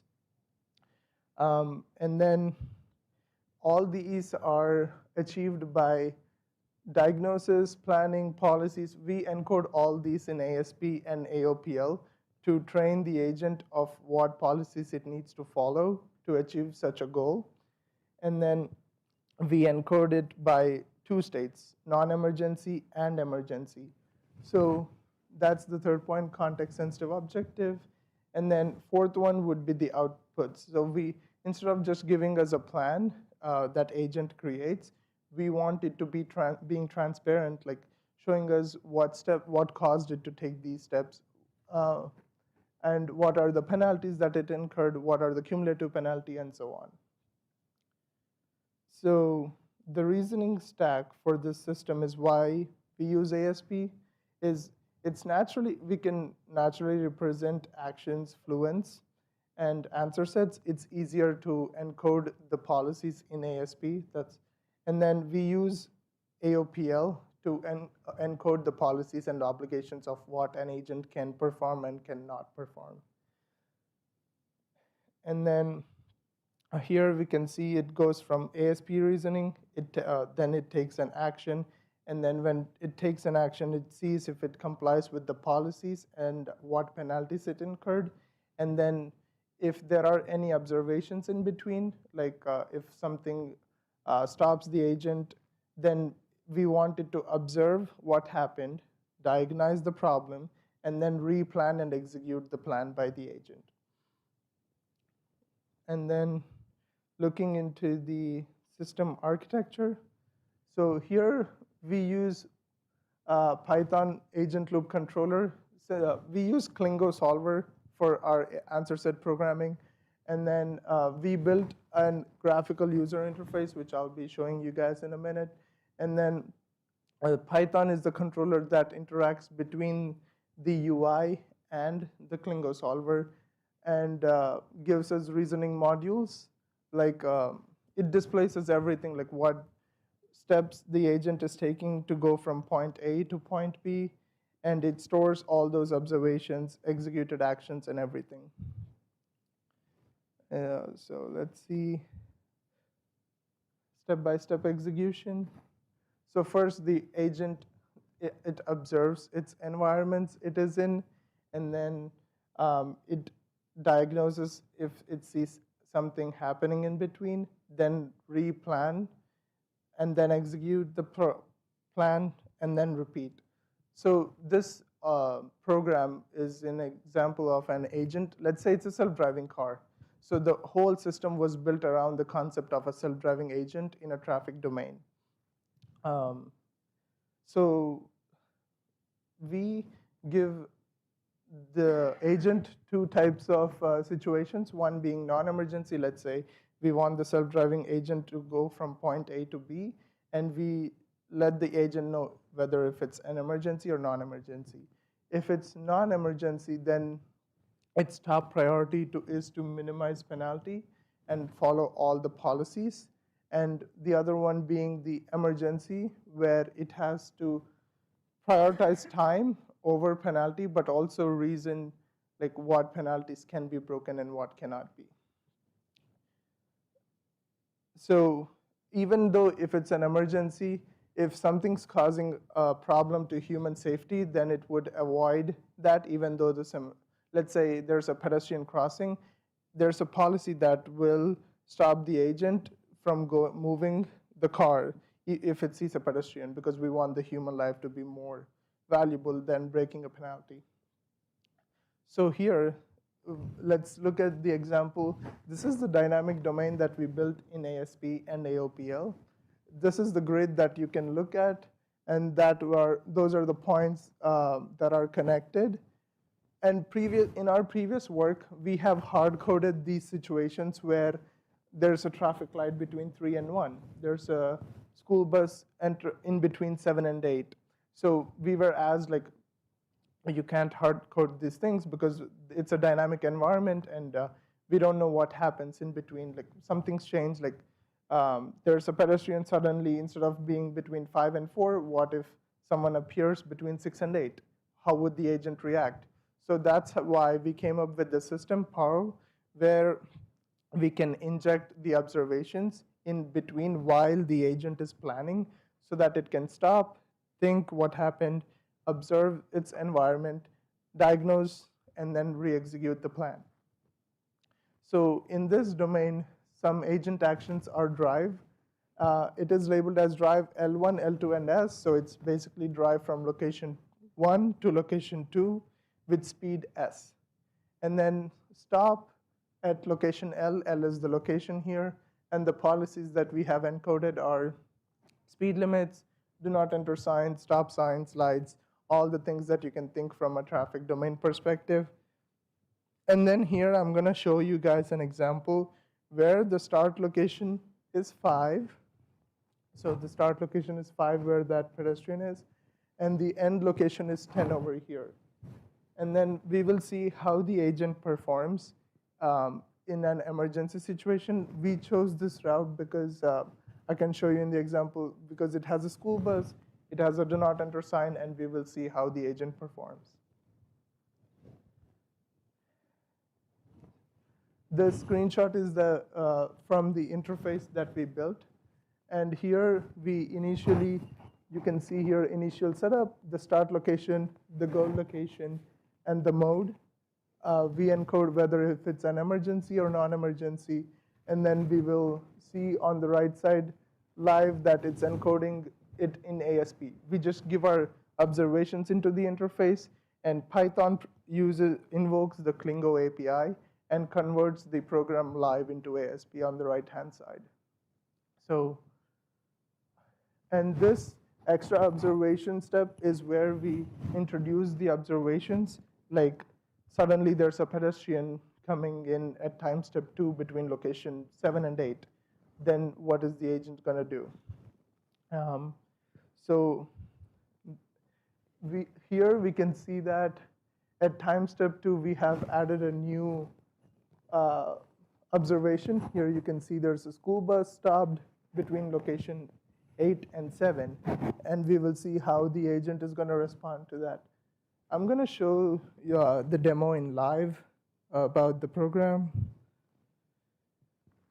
So this is the program that we, sorry, it's not showing.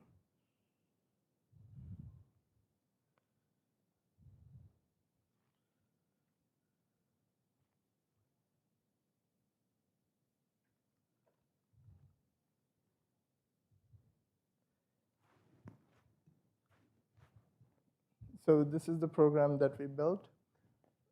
Here it asks for a start location. From the example, we are going to put it as 5, the goal location as 10, and then it asks for the mode, whether if it's an emergency or non-emergency. We're going to select it as emergency, and then let's start new scenario and run. Here on the right-hand side, it's creating that scenario in ASP live by invoking Klingo API. So here we can see that it has created the scenario. Here we can see that the first observation is that the agent is starting from location 5, and then it wants to go to location 10, that being the goal. And then here, whether if it's an emergency or non-emergency. And then here it's plan on how to go from point 5 to 10. And here we can see that the cumulative penalty is it incurred 18 penalty points, and the cumulative time is 35. So here you can see the agent, these are the agent occurs, these are the actions that the agent took. So it drives from point 5 to 6, then 6 to 8, 8 to 7. These are the route that it took, but you can see that here we have add penalty. So it incurred penalties for breaking the speed limit, where the speed limit is 15, but it drove with speed of 45, so it incurred points of 3 penalty points. So if we introduce a new observation at time step 2, let's say school bus is stopped between location 8 and 7, and the observation is true. And then let's see how the agent is replanning. So we are having the agent change its path because we have added an observation here, and we will see how the agent acts.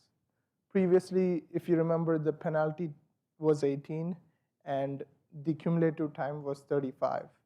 But here, you can see that the cumulative time is 37, and cumulative penalty is 18.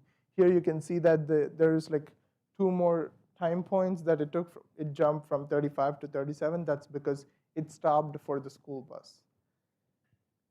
And all these are transparent. You can see all these files in ASP.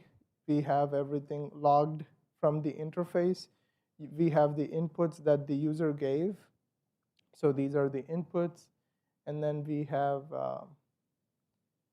plans, logs of everything. So everything is transparent. And here you can see all the optimization, the time it took to solve the problem. So this is the system that we built. So PARL is a system description paper that we presented at this conference. So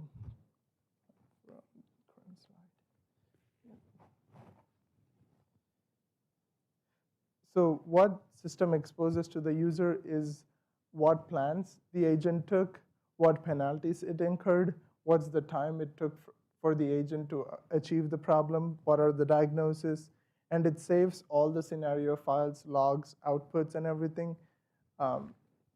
So the takeaway from this is PARL shows how a policy-aware autonomous agent can reason, explain, and revise its plan by step under dynamic observations. So the main goal for us to build this system is in today's world, we have already autonomous agents, but they don't break rules and they don't have whether emergency or non-emergency situations. Let's say we want to put this in an ambulance. Let's say we want an ambulance to be a self-driving agent. So we developed the policies for it to reason how it can behave in non-emergency and emergency situations. So thank you.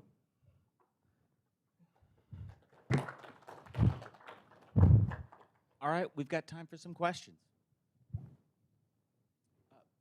If you don't mind, would you go back a slide? Yeah. I wanted to, if you could say more about the hypothesized exogenous actions. So so it's exogenous actions as in like the actions that the agent did not expect. So when it initially plans from the desired initial state to the goal state, and there are observations injected in the program, then the agent will be like, what are these actions? I did not see this before. So it will treat that as an exogenous action. And then it will try to come up with a plan why this happened. So it goes into the diagnosis loop. It will see like why this occurred, when this, at what time this occurred, and how can I change this, and how can I go around this action. So it's on the fly, adjusting Yes. the policy in real time in Correct. response to. Yes. Interesting. Yeah. That was the school bus, for instance. Yes. You know it was going to be there. It just happened to spot it. Yes, yes. And you can always change the locations, like you inject the observation. Let's say the agent, I can pull up the domain image. Let's see. So let's say from 5 to 10, the school bus was between 8 and 7, but we can put it between 9 and 10, and so on. We can place it wherever we want. It on the fly, it calculates what to do and then reason from it and then move on. Yeah. Okay. Yes. All right, I've got a question from our online audience. Yeah. So have you considered using the soft constraint in ASP to represent the penalty of violating those constraints? No, that's an interesting thing that I will look into, but we have just hard-coded, I mean, we just came up with the rule label penalty, and then we have certain several policies, like a policy for speed limit, a policy for do not enter sign. In this example, you can see since it's an emergency, it entered the do not enter sign, so it incurred a penalty. But yeah, definitely interesting to look into the soft constraints. Yes.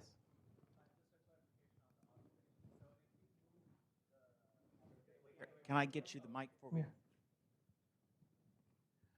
So just another clarification about the observations. So if you move the observations into an area in which it doesn't get encountered on the path, these observations will never enter the solver. So if you have a massive map, right? Yeah.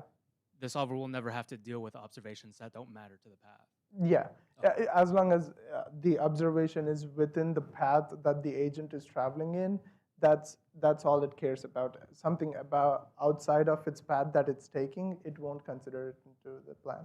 I see. So an advantage over this, over traditional path planning heuristic-based algorithms, is that typically they would encounter these, but here we don't consider them at all. Okay. Yeah. All right, let's thank our speaker one more time. Thank you.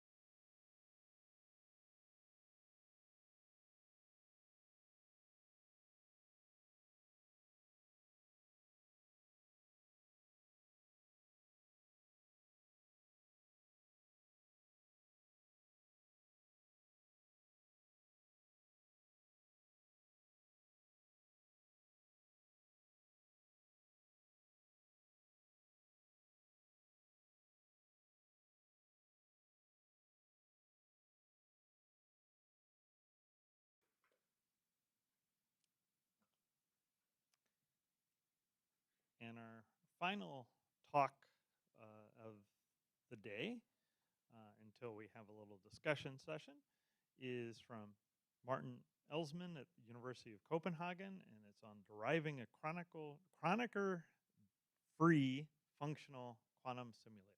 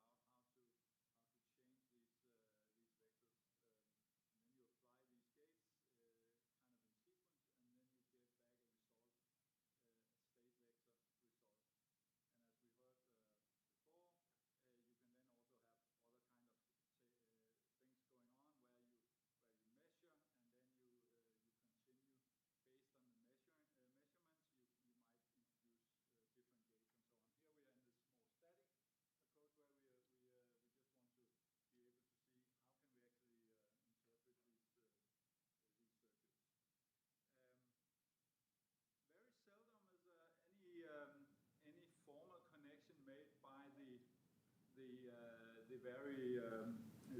these imperative quantum simulators and the semantics of the circuits. And this is what we will be looking at here today.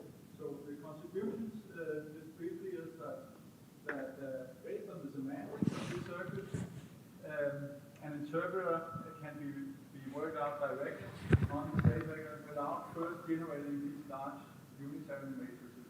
So we see here the example circuit, and here we see what you would kind of think as this is at least as the semantics of that circuit, as a big unitary matrix. I'll come back to that in a moment. So this is really the denotation of the circuit. So let me first give some background here. So this work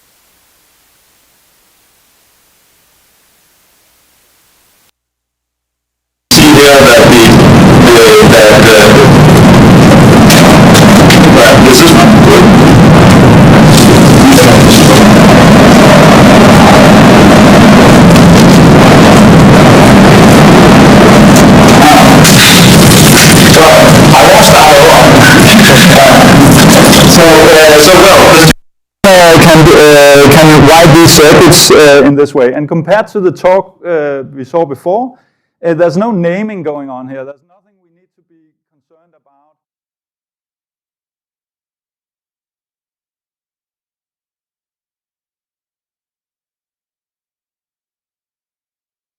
Track of names or anything in that, which was really the hard part in this work we saw before. So this is a very much simpler setting where we are just basically letting the students write, and they can still write functions that will generate circuits. They can put it together. They still need a check to see that they can be sequentially put together, as we will see in a moment here. So first of all, to define the semantics, we first define this partial function height, which is basically just giving the number of qubits for a particular circuit. And then we have, we can see this as a partial function, in particular because when you put two circuits next to each other, we really demand that their heights are the same.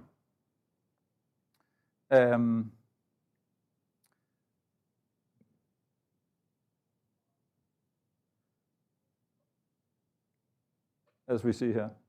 And then we also see, of course, that for any circuit in this set, we just have one, and for the swap, that was not introduced here, but the swap has size 2, and then we have conditional also here, that is 1 plus the size of the height of C. Then we can define the semantics of circuits in terms of these of the underlying meaning. For the base gates, we basically just use the complex matrices that we'd shown before. And for sequence, we use it really boils down to matrix multiplication. And here it boiled to for the vertical composition, the tensor product here, it boils down to using the Kronecker product. So this is how the semantics is described in textbooks on quantum thing, and there's a special one how to define the semantics for these conditional operators. Okay, so now if we want to evaluate a circuit, right, the one thing we can do is that if we are given a circuit, we can first find the semantics for that thing. That will be a huge unitary matrix, and then we can pass it. We can use that matrix and apply it using matrix vector multiplication to get an output vector based on an input vector, right? So the problem here is that the vector here has size C to is quite high, 2 to the height of the C, right? And the matrix that we see here is really square in that size. So it's huge. So the question is whether we can do better. And this is really the point of this talk. It turns out that there's a way, a connection between matrix multiplication and the Kronecker product. And we're going to make use of that connection. So, and we'll do the reasoning inductively by saying that we want to derive an efficient interpreter I that takes a circuit and an input vector, and then returns an output vector based on that, without first evaluating evaluating the big Kronecker product. For any and here's then for any circuit C such that the height of C is k and the state vector is C to the 2 to the k, we have that this interpreter should be the same as the semantics, right? So this is our induction hypothesis that we are going to use deriving these things, and that can be done using this notion of vectorization. This notion of vectorization is described in various previous work. It goes back to 68 on work on econometrics. So there's this connection. And the basic thing that it's saying is that if you have A and B as big matrices, you create the tensor product of that and apply it to some vector. That's the same as taking a vector V and make it compatible with the transpose of A and with B, such that you can make a matrix multiplication from B and the unvectorization of V, and then apply that to the transpose of A, and then vectorize that. Vectorization, this vec thing will just say, take a huge matrix and stack all the columns, creating a vector in that way. Right? So it takes all the columns in the matrix and just forms a vector. And onvec is then the dual to that. Of course,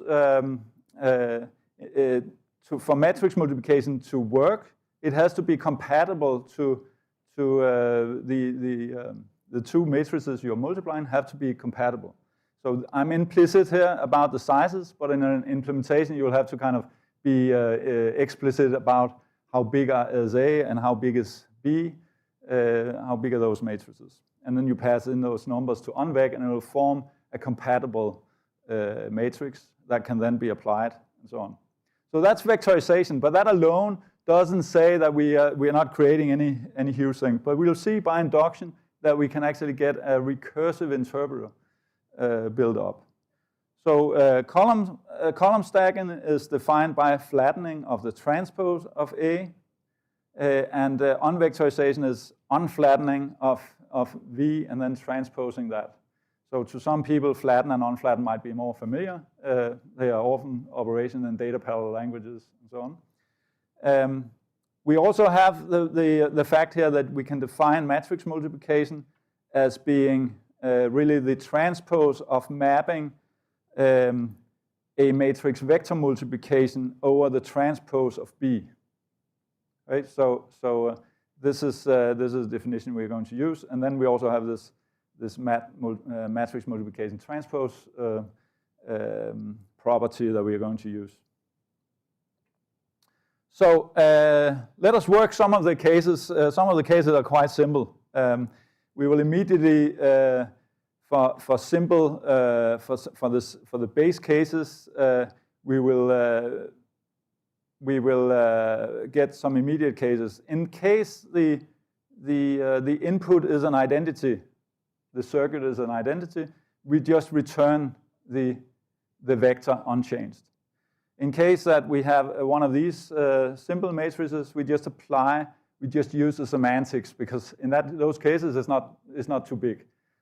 So the interesting cases are sequential operations, and then of course the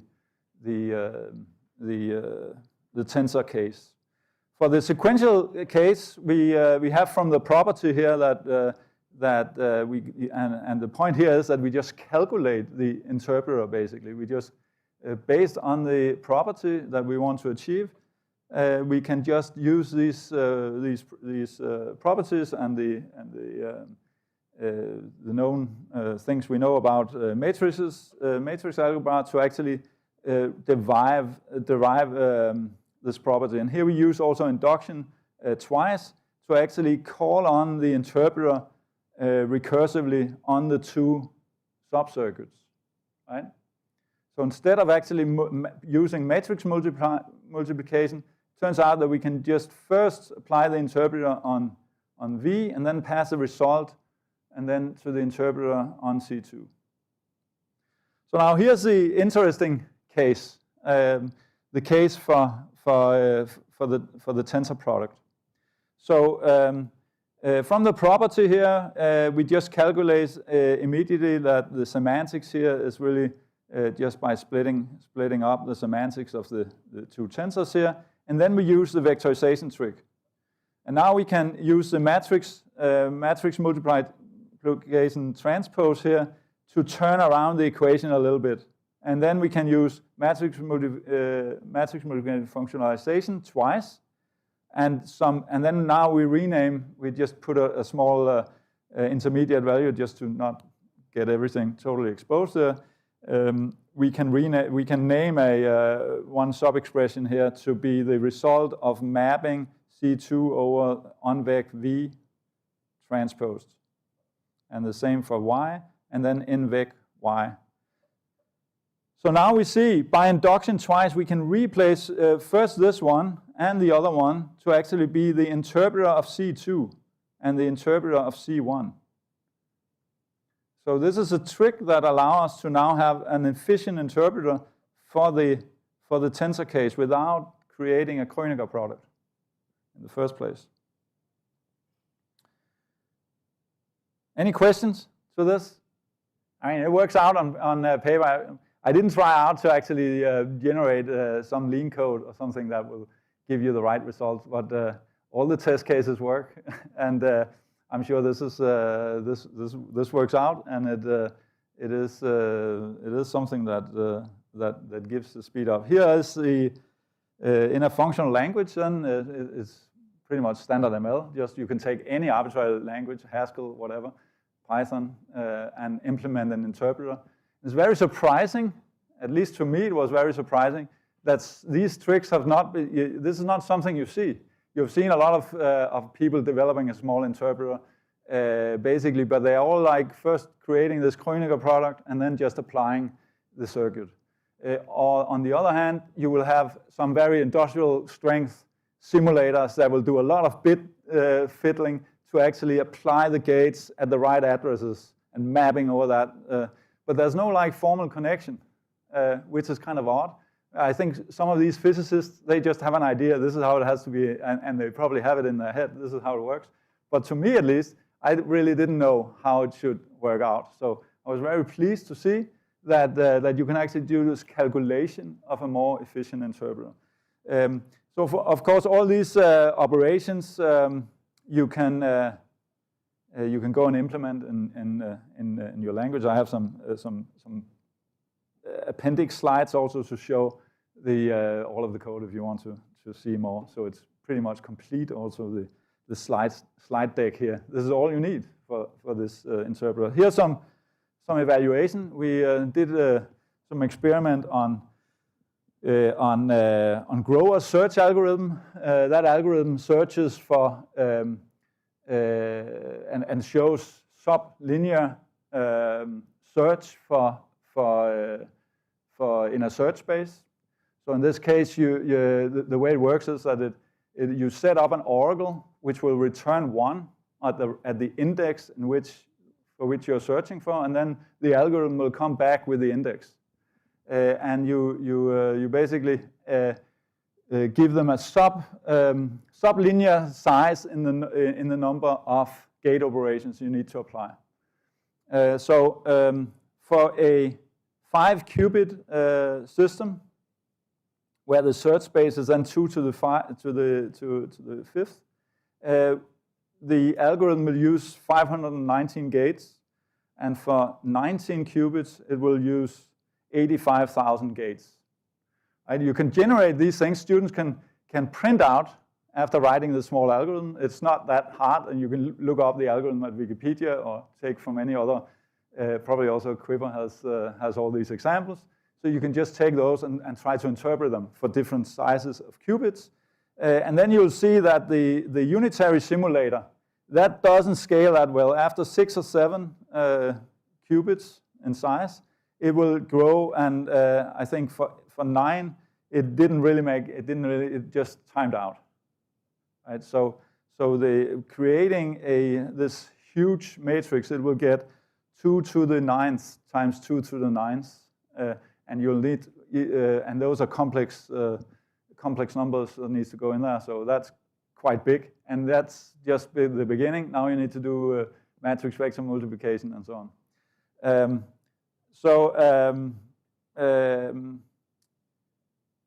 On the other hand, for the very simple interpreter we created, we could suddenly deal with 15 qubits, or at least 15 qubits. And then that's a very naive one that uses a notion of using pull arrays. Some of you know that for representing. This one was just using standard vectors. But then the other one here, you could optimize it a little bit by using these particular pull arrays where you write through an index space. So this is a way of decomposing vectors with drop and take and so on in a way that's quite efficient. You don't need to copy the entire vectors. But what you need to do is still to maintain the index space of these operations. And compared to an imperative one we used, which used more like this bit manipulation thing that didn't have really any formal connection to the semantics. This is not something we calculated. We could get like this. Now, real simulators that you use for industrial strength things, they use many tricks. Gate fusions and various kind of identifying when certain things can be done in parallel. They move things around. They also work on clusters and making sure that things are located locally if they operate on these things. So this is not something we have at all are going to fight against. So I just wanted to show basically this particular elegant version of interpretation. There's a lot of related work, of course, on vectorization.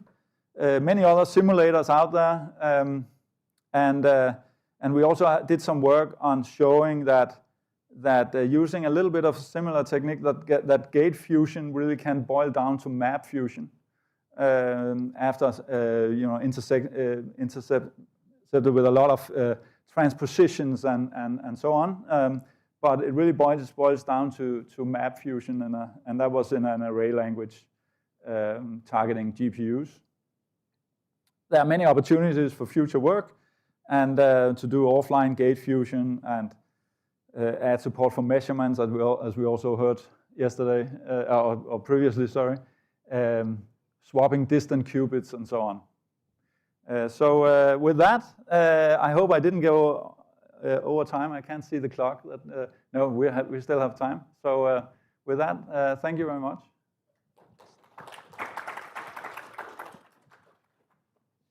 Questions?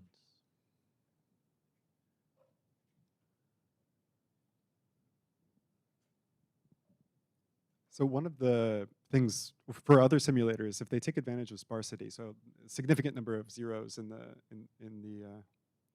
state vector, you can potentially get significantly more performance. And I was wondering if there would be a lightweight way. I mean, in this development that you've put together, I mean, is some way of incorporating sparsity into the algorithm? I believe there's our take here is that that if they're sparse, you can just as well do it classically. So in the sense that for general quantum, it's really not sparse. So very quickly for some of these algorithms, the Shor's algorithm and things like that, they get pretty crazy, and the sparsity is sparsity is probably going on when you prepare for the circuits. So there's a lot of things you can do there. You can separate.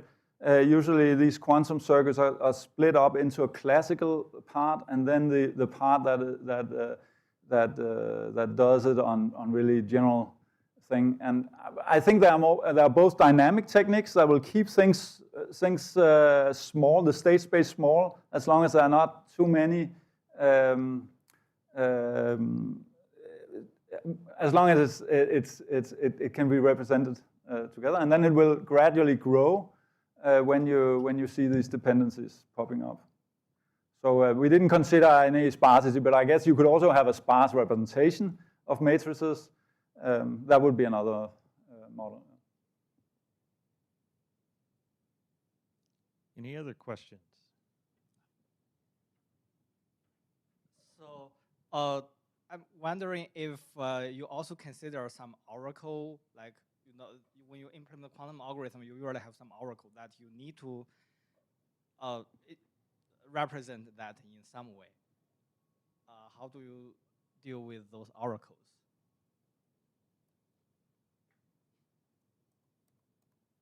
Now I'm just going to show you a little bit of Grover's algorithm, how it actually looks in this small language. I'm not saying at all that this is beautiful or anything, because there's no real type system or anything on top, so compared to what we saw. But I mean, it is possible to write these things. And one thing you need you really need to put an oracle here, and you need to encode that in the circuit.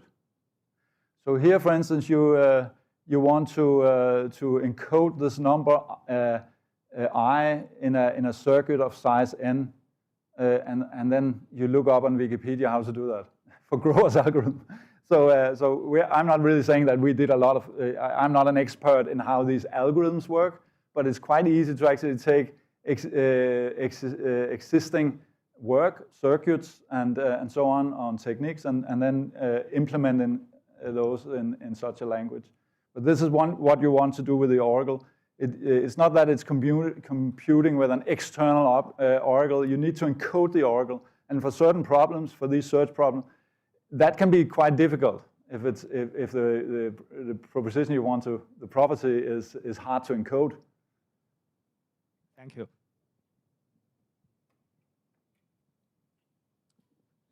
Thank you very much. Let's thank the speaker once again.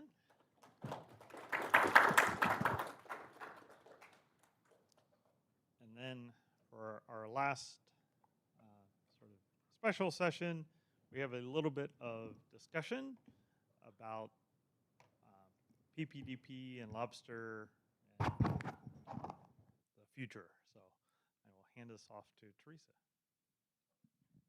Yeah, this is just the combination that we have of LOBSTR and PPDP this year was is an experiment, and partly that's because I think both conferences haven't been getting as many paper submissions as they have in the past. I do think actually putting them together this year did help somewhat. I think that we actually got a lot of, partly by getting good papers and partly by having a really good program committee who worked with some of the authors to revise their papers, we ended up with some really good papers.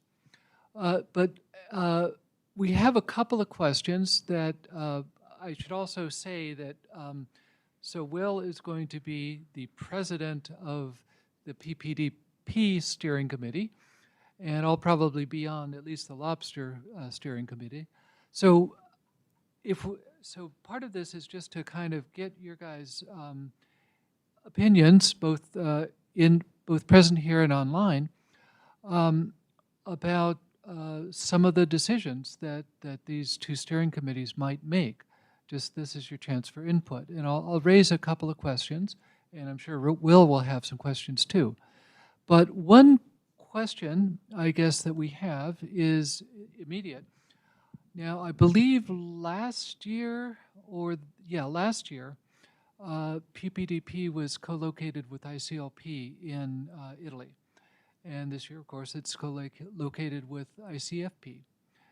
Does anybody have any particular opinions on whether it's good to co-locate with one or the other, or alternate, or co-locate with other conferences? And this is just your opinion. Would anybody be more likely to come or not come if it were in, purely on whether it were, if this had been in co-located with ICLP or perhaps co-located with POPL, something like that? Anybody have any thoughts?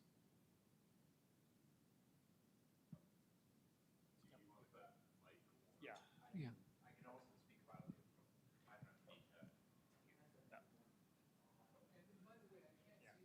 I think we have some online. Sure.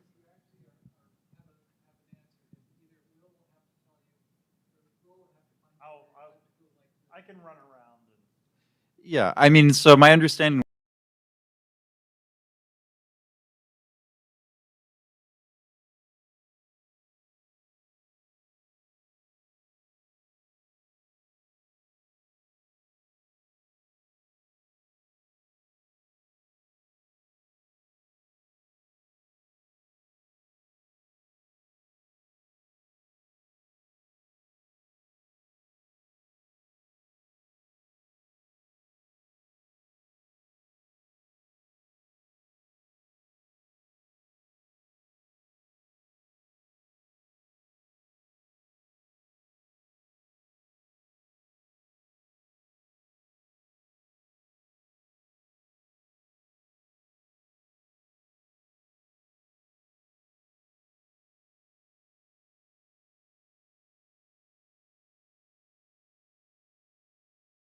because that's what I do. So there is some boon to the co-location, because it means that people like me can show up, which is always nice. But also, I'm not your core audience, and that's worth taking into consideration as well.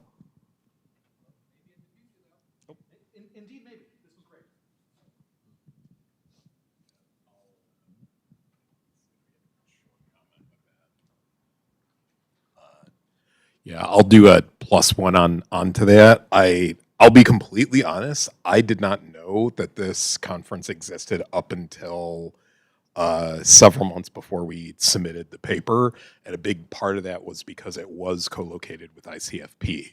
And we, in fact, had been looking for potential venues, and because it was co-located, I'm more from a PL background, and so that did increase visibility.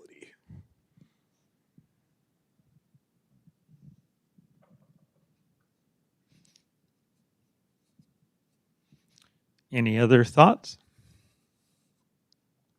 One question, I guess, what about co-locating with something like Popl? Popl has the advantage or disadvantage that it usually is held in winter, so it's kind of off-cycle for deadlines, which can be good at times. And also, Popl is a very theoretical conference, or at least it used to be. And of course, this is on the theoretical side too. I don't know if that would be something that people would think is a good idea, or think, oh my God, I'd never do that, or any thoughts?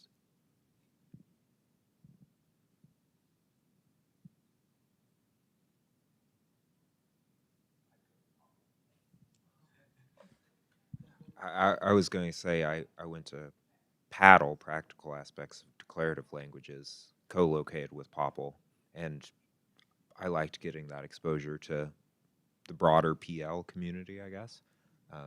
But I liked the idea of alternating between ICLP and ICFP.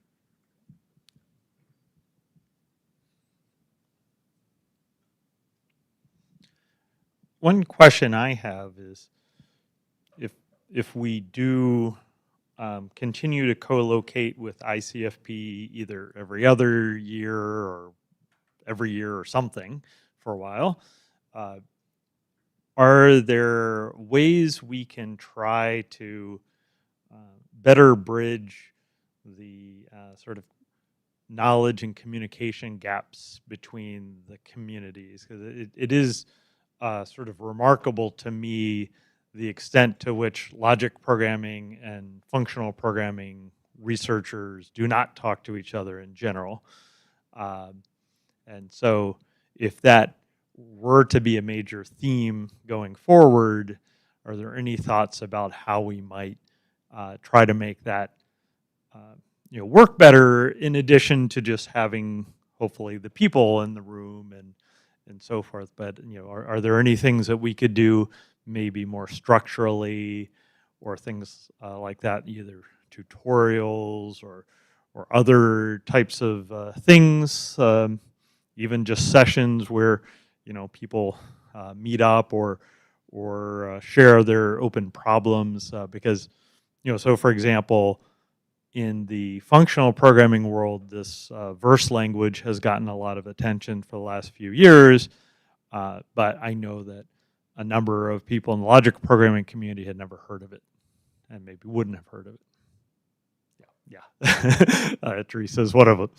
So, I think maybe some things beyond just having this event, say, co-located with ICFP might be in order, but I'm not sure. Any thoughts on that?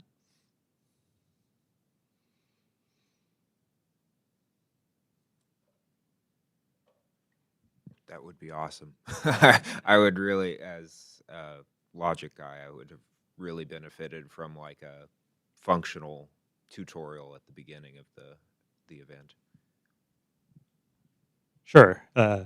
So part of it is, what are the themes? What are the areas in which the communities feel like they've made progress? Like, what are the big innovations over the past 30 years? What are the major themes? What are the considered to be important open problems. You know, Teresa and I were talking the other night about how in functional programming, immutable data structures have become, you know, a very big, I mean, to the extent where with languages like Clojure, they're considered sort of a solved problem and they're just a tool you use now.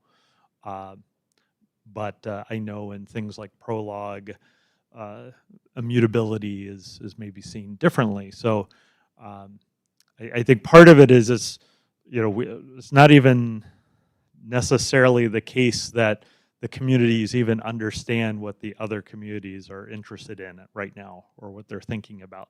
And you know, that's always the hardest type of communication gap, is when you're not even talking about the same thing, but you don't realize it.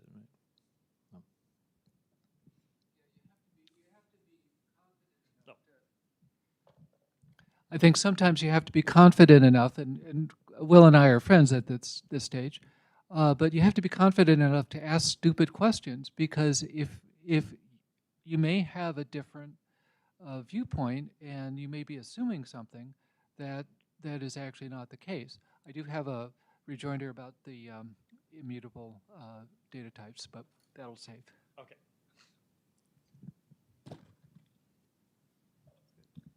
I guess I was just going to say that in terms of getting functional people more involved in logic from that direction, embedded DSLs like Mini Canron, of course, I feel like making that entry easier, where we're fitting it into an ecosystem they're already familiar with, well, at least for me when starting out, that was super helpful. And I feel like that's a good way of, at least in that direction, bridging the gap.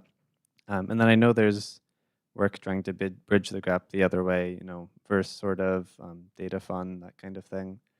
But yeah, I guess embedded DSLs, I think, as a way to bridge the gap in general could be worth thinking about.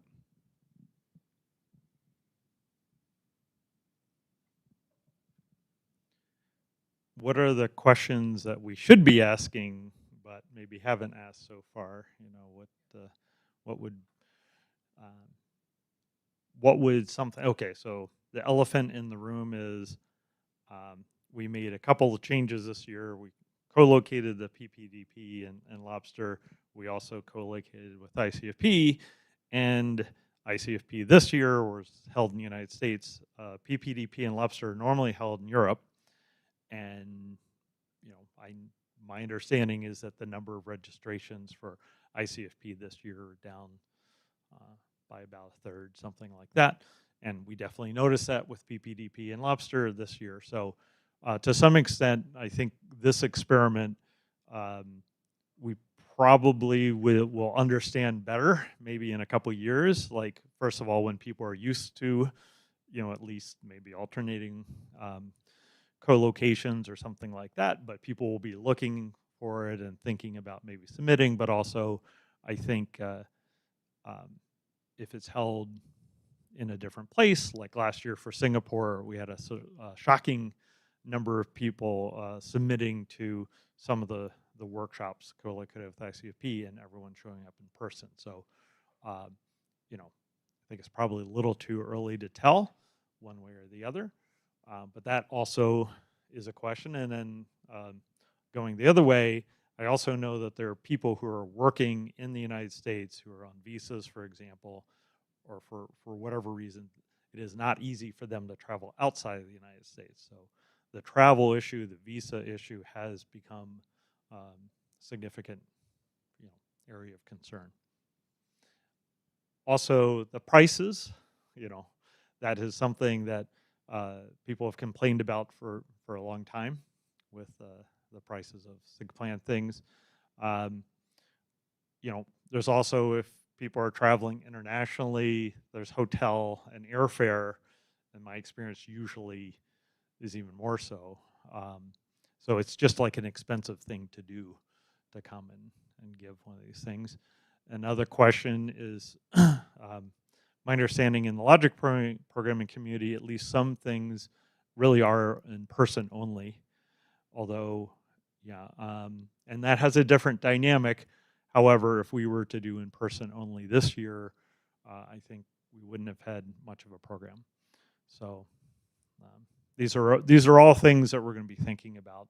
And if you have input and suggestions or questions or other things we should consider, we're very much open to it because we'll be working on planning for the future. Any other thoughts or?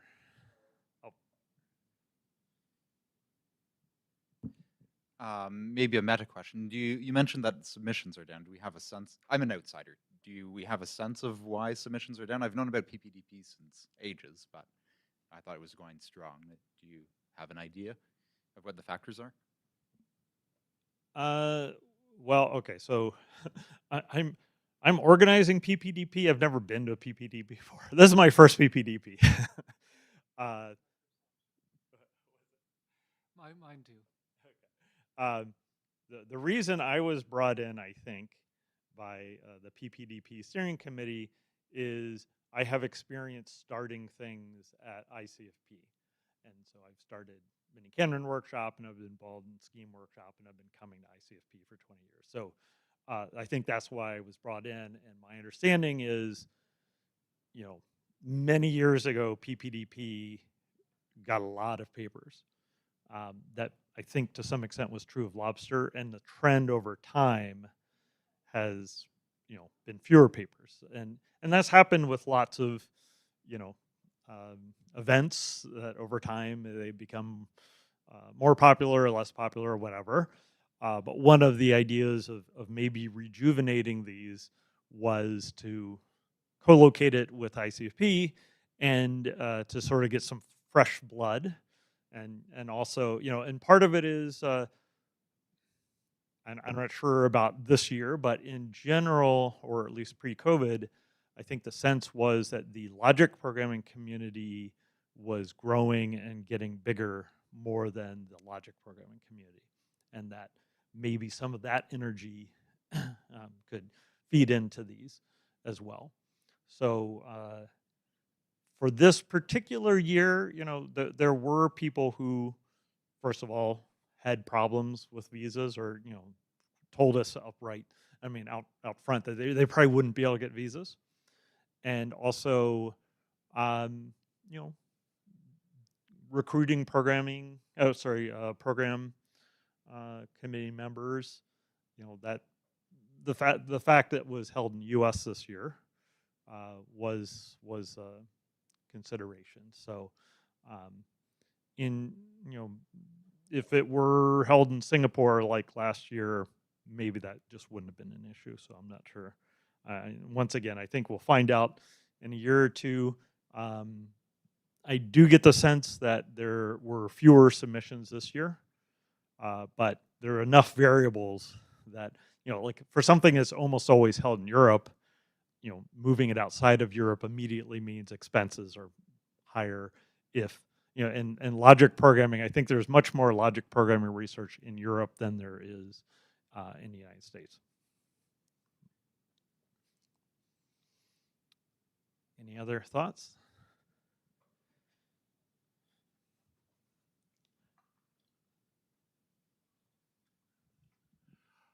I was wondering if it would be possible to do, because it occurs to me with a lot of these questions, this would be best served by asking a lot of people who have vested interest in this, like more than just the people in this room.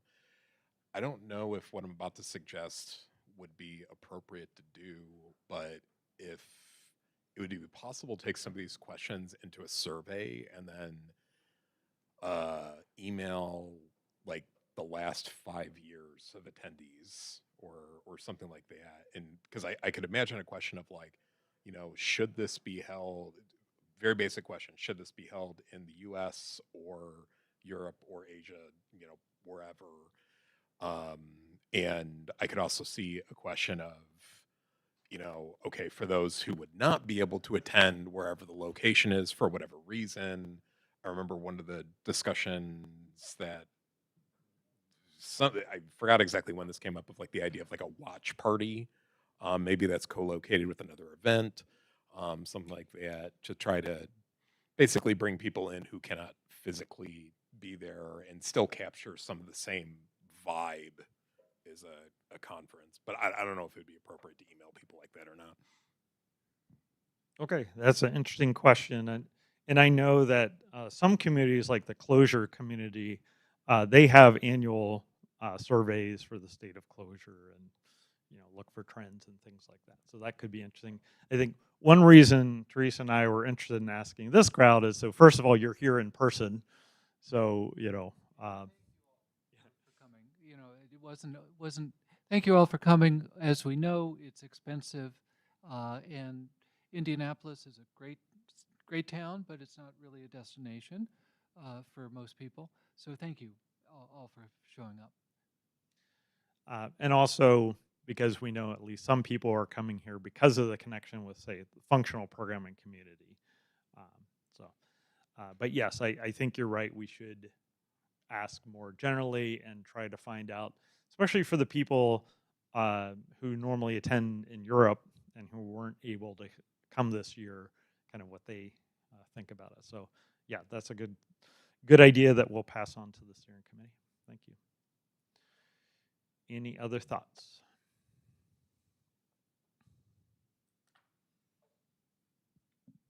One last question. So, so LOPSTR and PPDP have both been going on for over 30 years. And LOPSTR traditionally uses the Springer, and PPDP traditionally uses ACM. Any particular thoughts on that? Of which one do people prefer, ACM over Springer? Springer's a lot easier. I will make, if for chairs, Springer's a bit easier. But any thoughts on the venues that your papers are published in?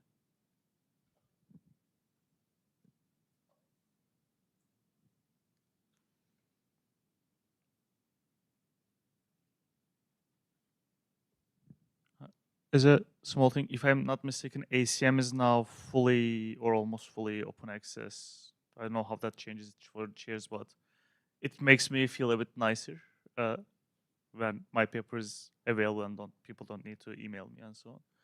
But otherwise, I don't have I don't know whether Springer also is offering something similar, but just wanted to point that out.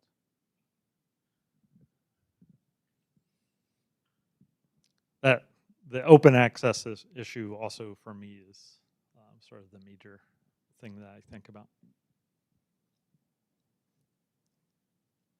Any other thoughts about where the papers are published or how? Well, yeah, I don't know if this is going to be the case for these proceedings, but I notice a lot of Springer articles I try and access are behind a paywall that I can't get around. Yep, I'm with you on that one. Springer articles behind paywalls and versus open access and things like that. Yeah, so I am. My personal feeling is, in the future, I would like to see the publications be open access. I know people have different ideas about that, and also archival stuff. And is there a fee for open access? I mean, one of the things with ACM, with the digital library, I don't quite understand what exactly is open or not open in the digital library, because there are some features like the bibliometrics that now you apparently have to have a subscription to the digital library to have, that used to be open, I think. So before you couldn't get the paper, but you could get the bibliometrics, and now last time I looked, for some of the bibliometrics thing, you had to upgrade to something. So I'm a little unclear on that, but in general, it seems like in computer science, there has been a move towards more open access, and some communities are now only open access. But I also know there's 30 years of history of the ways the publishing has been done in the past. Any other thoughts?